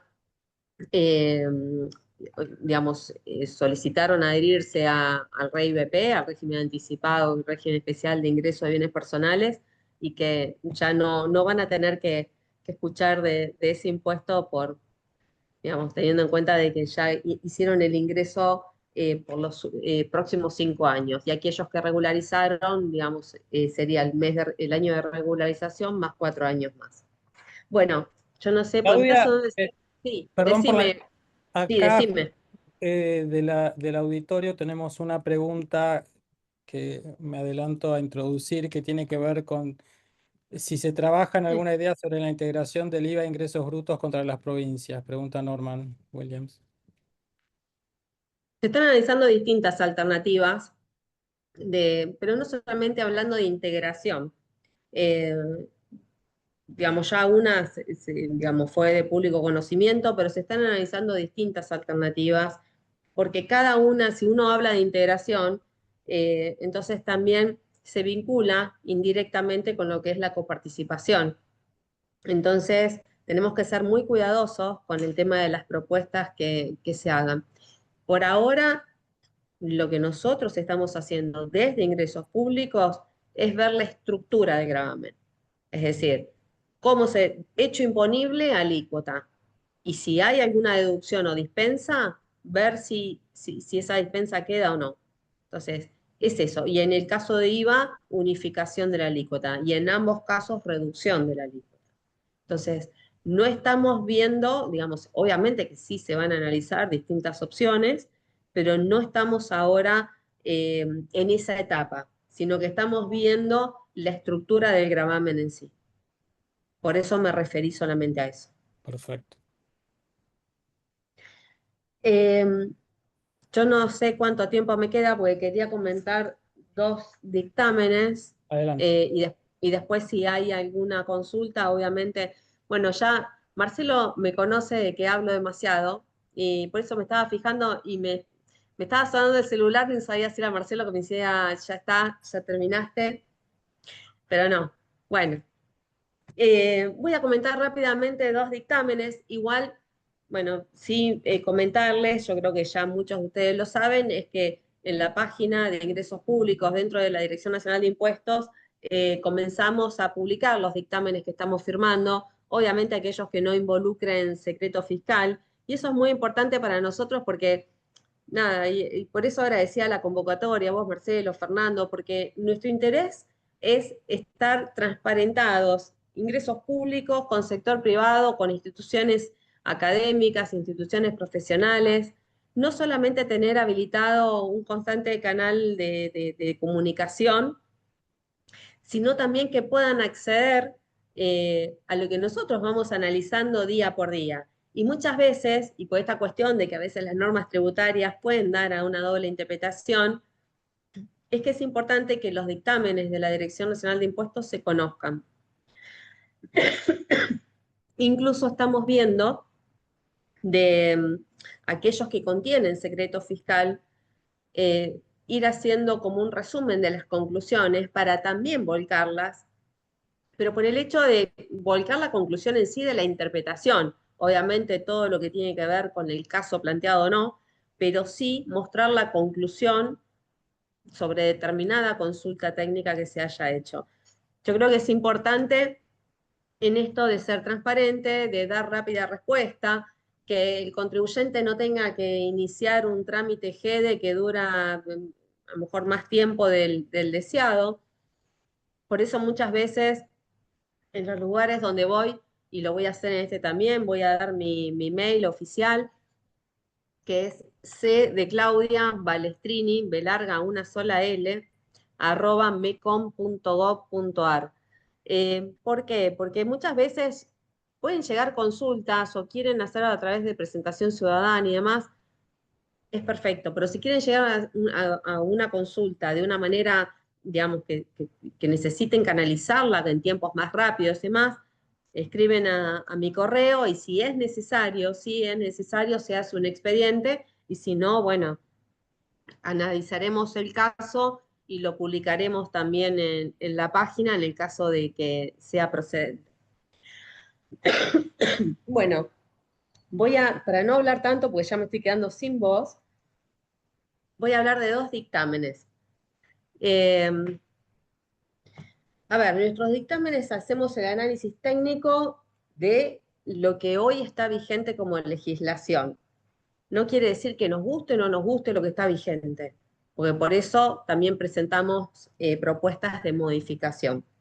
Uno de ellos es el tema de quebrantos. Cuando hablé del RIGI, les comenté que uno de los beneficios que tienen es que pueden trasladar quebrantos sin límite en cuanto a la cantidad de años. En cambio, en nuestra ley, lo que figura hoy son 5 años. Y en el RIGI, pasado los 5 años, también pueden ser transferibles esos quebrantos. Y lo más importante, además de esto, es que se pueden actualizar, cuestión que no procede para las empresas que no estén adheridas al RIGI.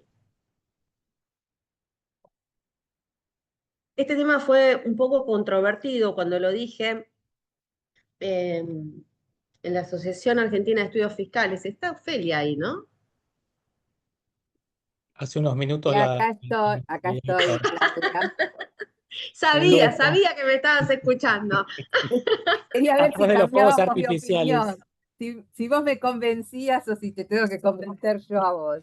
No, mira, si hay algo que me dice, ¿qué haces, Ofelia? ¿Cómo estás? No, si hay algo que me dice la gente que trabaja conmigo, sé que no te voy a poder convencer, me dice. Sí. No. Estamos No, partes iguales. No. Hablando en serio, a ver. Yo recuerdo que salió por primera vez ahí en la Asociación Argentina de Estudios Fiscales, pues estábamos hablando del RIGI.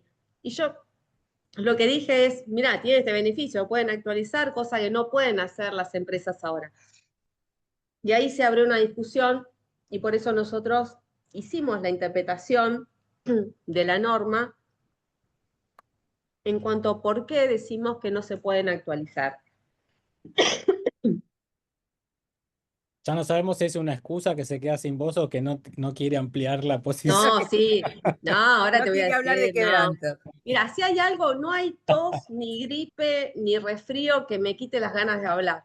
Así que, y menos de temas impositivos, y menos de fútbol, y menos cuando sumo las dos cosas. No les dije nada de fútbol impuestos, pero también tenemos procedimientos de acuerdo mutuo vinculados a transferencia de derechos deportivos de jugadores que están muy interesantes para otro momento plantear. Bien, volviendo al tema de quebrantos. Nosotros lo que decimos es que con la modificación de la ley 27430 se modifica el artículo 93, creo que al anterior era el 89, donde se establece cómo se actualiza, qué criterios hay de actualización. Que el criterio general indica que es la no actualización directamente, que es por el artículo 39 de la 24073. Dice, y en el segundo párrafo dice, excepto que se trate de estos bienes, que son determinadas inversiones adquiridas a partir del 2018. Entonces, tenemos un criterio general que es el primer párrafo del 93 y un criterio excepcional en el segundo párrafo. Después hubo otra ley que lo que dijo es en lugar de IPIN se usa IPC, pero bueno, que creo que es la 27468. Pero después, ¿qué pasa? Nos vamos al artículo 25 en el párrafo número 11, si no me equivoco, indica o habla sobre la actualización de quebrantos. Pero en ese lugar hace referencia. Cuando nos vamos al artículo 93, regresando a ese análisis, que es el artículo propio que habla de actualización, si no lo tiene contenido de quebranto dentro del segundo párrafo, que es la excepción al primero, que es la regla general, que no se actualiza, mejor dicho, que se aplica el 39 de la 24073, entonces la interpretación es que el quebranto no está dentro de las excepciones que plantea el 93, que es el artículo específico que habla de actualizaciones. Por eso, nuestra interpretación es que los quebrantos no se actualizan. Y tal es así que presentamos un proyecto de ley en el cual decíamos, porque sabemos, o sea, no es que nos guste la interpretación, es la que corresponde a lo que está vigente. Entonces, dijimos, bueno, presentemos un proyecto donde se pueda actualizar de ahora en más y para aquellos que habían actualizado basándose en fallos judiciales o interpretaciones distintas, que puedan regularizar a través de un plan de pagos. Ese proyecto finalmente no se presentó, perdón dicho, se presentó pero no se trató o no tomó estado parlamentario. Entonces, lo que hicimos teniendo en cuenta, y en esto de que justamente estamos en una gestión donde no se pretende ningún tipo de persecución en el sentido de meterse en la planificación fiscal de cualquier empresa. Eso no es así. Pero tampoco vamos a ir al otro extremo donde no interpretemos como se debe interpretar una norma, sin dejar de acompañar para que cada contribuyente pueda cumplir, porque entendemos que se trata de un periodo, justamente es la actualización 2023 a 2024, donde el efecto inflacionario era significativo. Entonces, con la interpretación de que no se actualizan, entonces dijimos, bueno, implementemos un plan de pagos para que estas empresas puedan eh, presentar como corresponda, con el criterio interpretativo correcto, y la deuda que se genere la puedan regularizar. Por eso es que se implementó la Resolución General 5684, si no me equivoco, sí, con algunas modificaciones que se hicieron en cuanto a cantidad de cuotas y conceptos a incorporar que se hicieron en estas últimas semanas. Nosotros lo que decimos es esto como conclusión, no está en el memo, pero pues fue posterior, donde me habían consultado sobre qué multas podrían caber en este caso, por el hecho de que lo que se habla es de un efecto o eventual efecto confiscatorio, y que es por eso que lo actualizan, o para replicar un determinado fallo de la justicia. Pero en realidad lo que también nos consultaron es si se podría iniciar la denuncia penal a través del artículo 46. A ver, el artículo 45 de omisión de impuestos, seguro, porque de hecho, incluso en la última modificación de la 5684 se ve que también la multa se puede ingresar dentro de lo que es el plan de pagos. Y el artículo 46 también. Ahora, el artículo 46 estamos hablando de una denuncia penal. Para que exista una denuncia penal tiene que haber un ardid o engaño. Entonces, ¿hay ardid o engaño? Ahí depende de cada caso puntual. No en todos los casos lo va a haber y en algunos sí, en otros no. Ahora, si el contribuyente hace una presentación digital diciendo yo ajusté porque para mí es confiscatorio, ¿eso lo salva de una denuncia penal? Y depende, porque por más que avise que consideró que es confiscatorio, pero vamos a la revisión del caso concreto y vemos que no hay tal confiscatoriedad, entonces el ardido engaño estuvo también.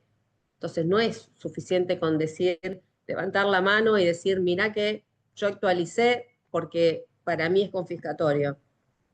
Esa confiscatoriedad puede no estar comprobada dentro de los papeles de trabajo que luego se pidan de respaldo del ajuste que se hizo y de lo que implica con relación al impuesto determinado.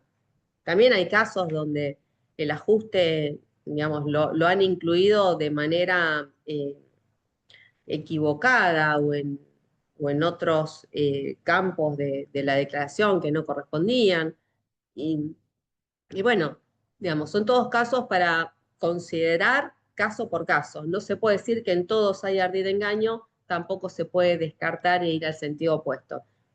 Por eso, de hecho, se iniciaron y se están iniciando también denuncias en el marco del artículo 46.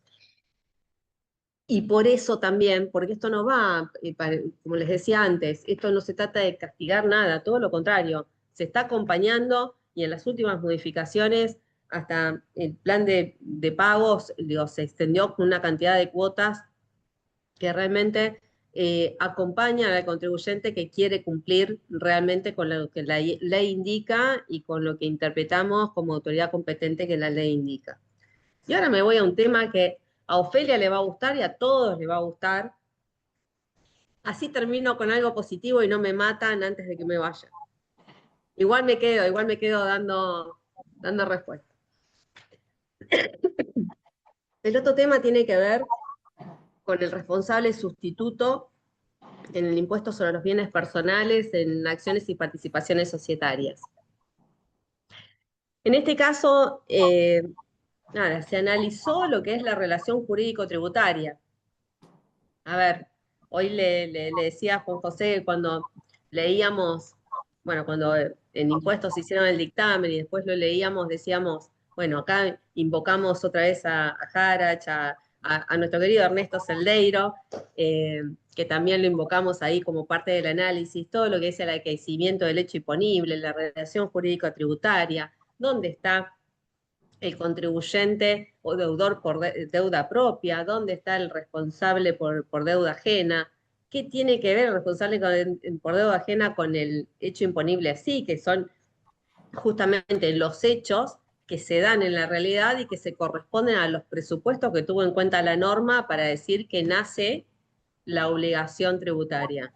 Entonces, analizando ese contexto dijimos, bueno, tenemos un deudor o un responsable por deuda propia, que es el contribuyente, y tenemos un responsable por deuda ajena, que en este caso, y a través de la última reforma, con la 25795, el artículo 6 de la Ley de Procedimiento justamente incorpora al responsable sustituto, porque antes se decía responsable por deuda ajena y enumeraba a los que ya sabemos, entre los que están en el caso de menores, los tutores, las agentes de retención.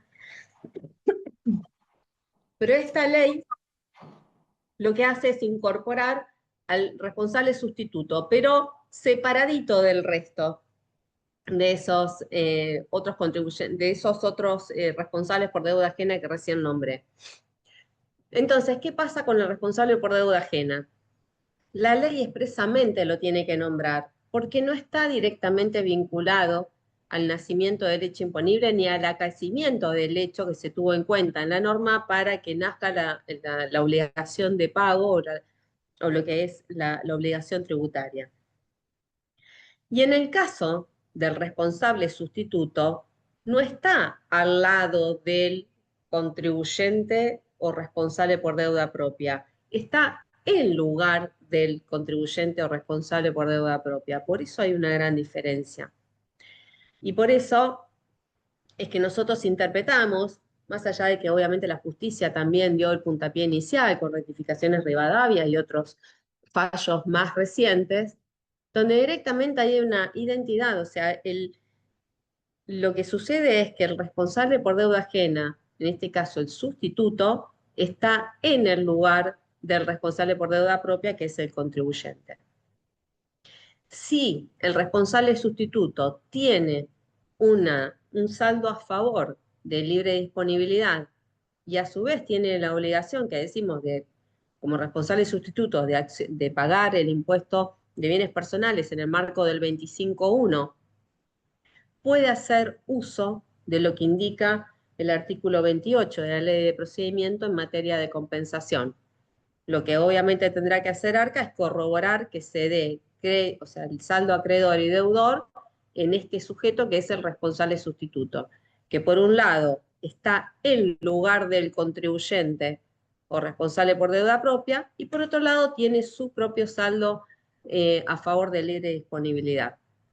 Así que nuestra interpretación es que esos saldos son perfectamente compensables. Obviamente se está trabajando también en la resolución de implementación desde el punto de vista operativo. Bueno, con esto termino mi exposición, quedo abierta a las preguntas. Marcelo, yo sé que hay tiempos también limitados.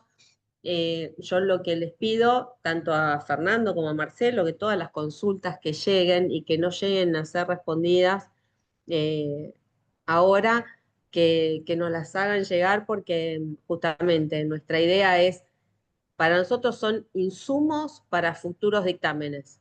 Así que más que bienvenido. Y les agradezco nuevamente por la oportunidad de dar a conocer nuestra opinión y de estar en contacto con todos ustedes. Lo dije Gracias. muchas veces. Una cosita más, lo dije muchas veces, pero no me voy a cansar de decirlo. Cualquier funcionario público y todo funcionario público tiene una principal función, que es la de servir para lo que se le está proponiendo, lo que se le está planteando como problema, la de estar en contacto. Así que hay veces que no tenemos todas las respuestas, pero obviamente en el caso que sea así, que alguna no podamos responder, las vamos a analizar y se las vamos a transmitir. Así que quedo a disposición. Gracias, Claudia. Sí, de verdad, los agradecidos somos nosotros. Acá estamos viendo en el chat los agradecimientos en cantidad.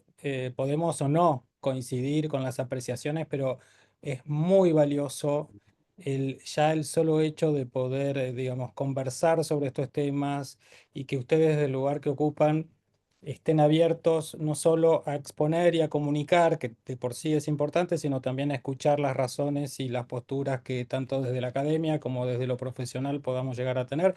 Y por cierto, no vamos a coincidir en uno, dos o los aspectos que sean, pero ahí está la riqueza del encuentro y la impronta de llegar a un trabajo que sea, como vos bien dijiste, un mejor producto después de escuchar a todos, ¿no?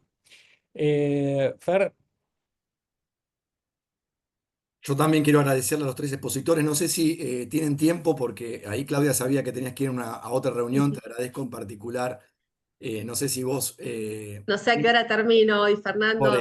por Pues eso te avisa, si agradecemos podés mucho. mandar un mensaje a casa y avisarle a mi hijo que estoy llegando como a las 10. Tal cual, les agradezco a los tres en particular. Yo quería hacer un cierre, me parece que no llegamos a tener las preguntas para todos, pero bueno, en primer lugar quiero agradecer a quienes se expusieron por la calidad, claridad y generosidad con la que compartieron conocimientos y sus experiencias. En primer lugar, conversó con nosotros el doctor Juan José Imirizaldu, que es director nacional de impuestos. Vuelvo a reiterar esto, Claudia, porque hay muchos asistentes que han ingresado a posteriori de la presentación que hizo Marcelo y realmente les quiero agradecer. Él nos ofreció una exposición, en mi opinión, enriquecedora sobre el tratamiento de impuestos a las ganancias aplicable a las indemnizaciones por despido, analizando tanto la doctrina de la Corte y el impacto de la reforma introducida por la Ley 27430, como también abordó el tratamiento en el marco del sistema de cese laboral previsto en el artículo 96 de la Ley 27742 y el decreto 847 del 2024. Un tema que plantea importantes desafíos y técnicos y prácticos. Por su parte, Carolina Lambardi, la doctora es directora del Servicio de Ciudadano de ARCA, nos presentó de manera clara y precisa los nuevos sistemas de simplificación en la liquidación del IVA y del impuesto a las ganancias, destacando los alcances y perspectivas que estas herramientas implican para los contribuyentes y para la administración tributaria, así como su potencial para optimizar la relación entre ambas partes. Y finalmente vos, Claudia, la doctora es subsecretaria de Ingresos Públicos y nos ofreció un valioso panorama sobre los principales aspectos de la política tributaria nacional, acompañado de un análisis preciso y actualizado de los dictámenes recientes de la Dirección Nacional de Impuestos. También nos habló del rol de los incentivos fiscales, como el RIGI, el establecido en la 27742, en el marco de determinadas políticas tributarias y públicas, así como la eliminación de impuestos disuasivos, como primer paso hacia un sistema tributario más eficiente. Tal como señaló Marcelo en su palabra de apertura, este encuentro se inscribe en el objetivo de fortalecer un entorno de mayor previsibilidad y claridad en el sistema tributario. Está bien, entonces, en la misma línea de reflexión, intercambio de experiencias, les queremos agradecer con Marcelo a los tres expositores y también a aquellos a quienes han participado, ¿no? Activamente con sus preguntas. No sé si, Marcelo, llegamos a tener tiempo para poder abordar todas las preguntas que tenemos, pero bueno, prometemos compartir el enlace. Ya hemos compartido el enlace con el video de YouTube, que seguramente va a subir el centro a la brevedad. Creo que tarda 48 horas en procesar el video y así es. subirlo. Tengan un poco de paciencia. Está bien, porque seguramente, Claudia, nos han pedido en reiteradas oportunidades tu mail, o sea que te van a hacer llegar algunos comentarios también en forma particular los asistentes. Muchas gracias a todos. Ofelia, un placer, a todos aquellos que han participado. Marcelo. Placer es mía. Felicitaciones, pues fue un muy buen evento. Gracias, gracias Ofelia, gracias de verdad a todos. Ahí veo a muchos colegas, a varios amigos también que nos acompañan. Realmente fue un lujo tenerlos. Juan José, Claudia, Caro, La verdad es un placer tener esta apertura de parte de ustedes y refleja bastante esta impronta que le están dando y la diferencia que están haciendo cada uno desde su lugar. Así que gracias por eso. Y bueno, ya nos encontraremos seguramente. Hay mucho por hacer, pero bueno, se hace camino al andar y se está haciendo. Así que felicitaciones. Muchas Bueno, gracias. entonces damos por cerrado el evento. Muchísimas gracias y lo esperamos en las nuevas actividades que serán comunicadas mediante el centro. Muchas gracias. Bueno, saludos a todos, excelente. Muchas gracias, de verdad. Gracias, buenas tardes. Un Buenas tardes. placer.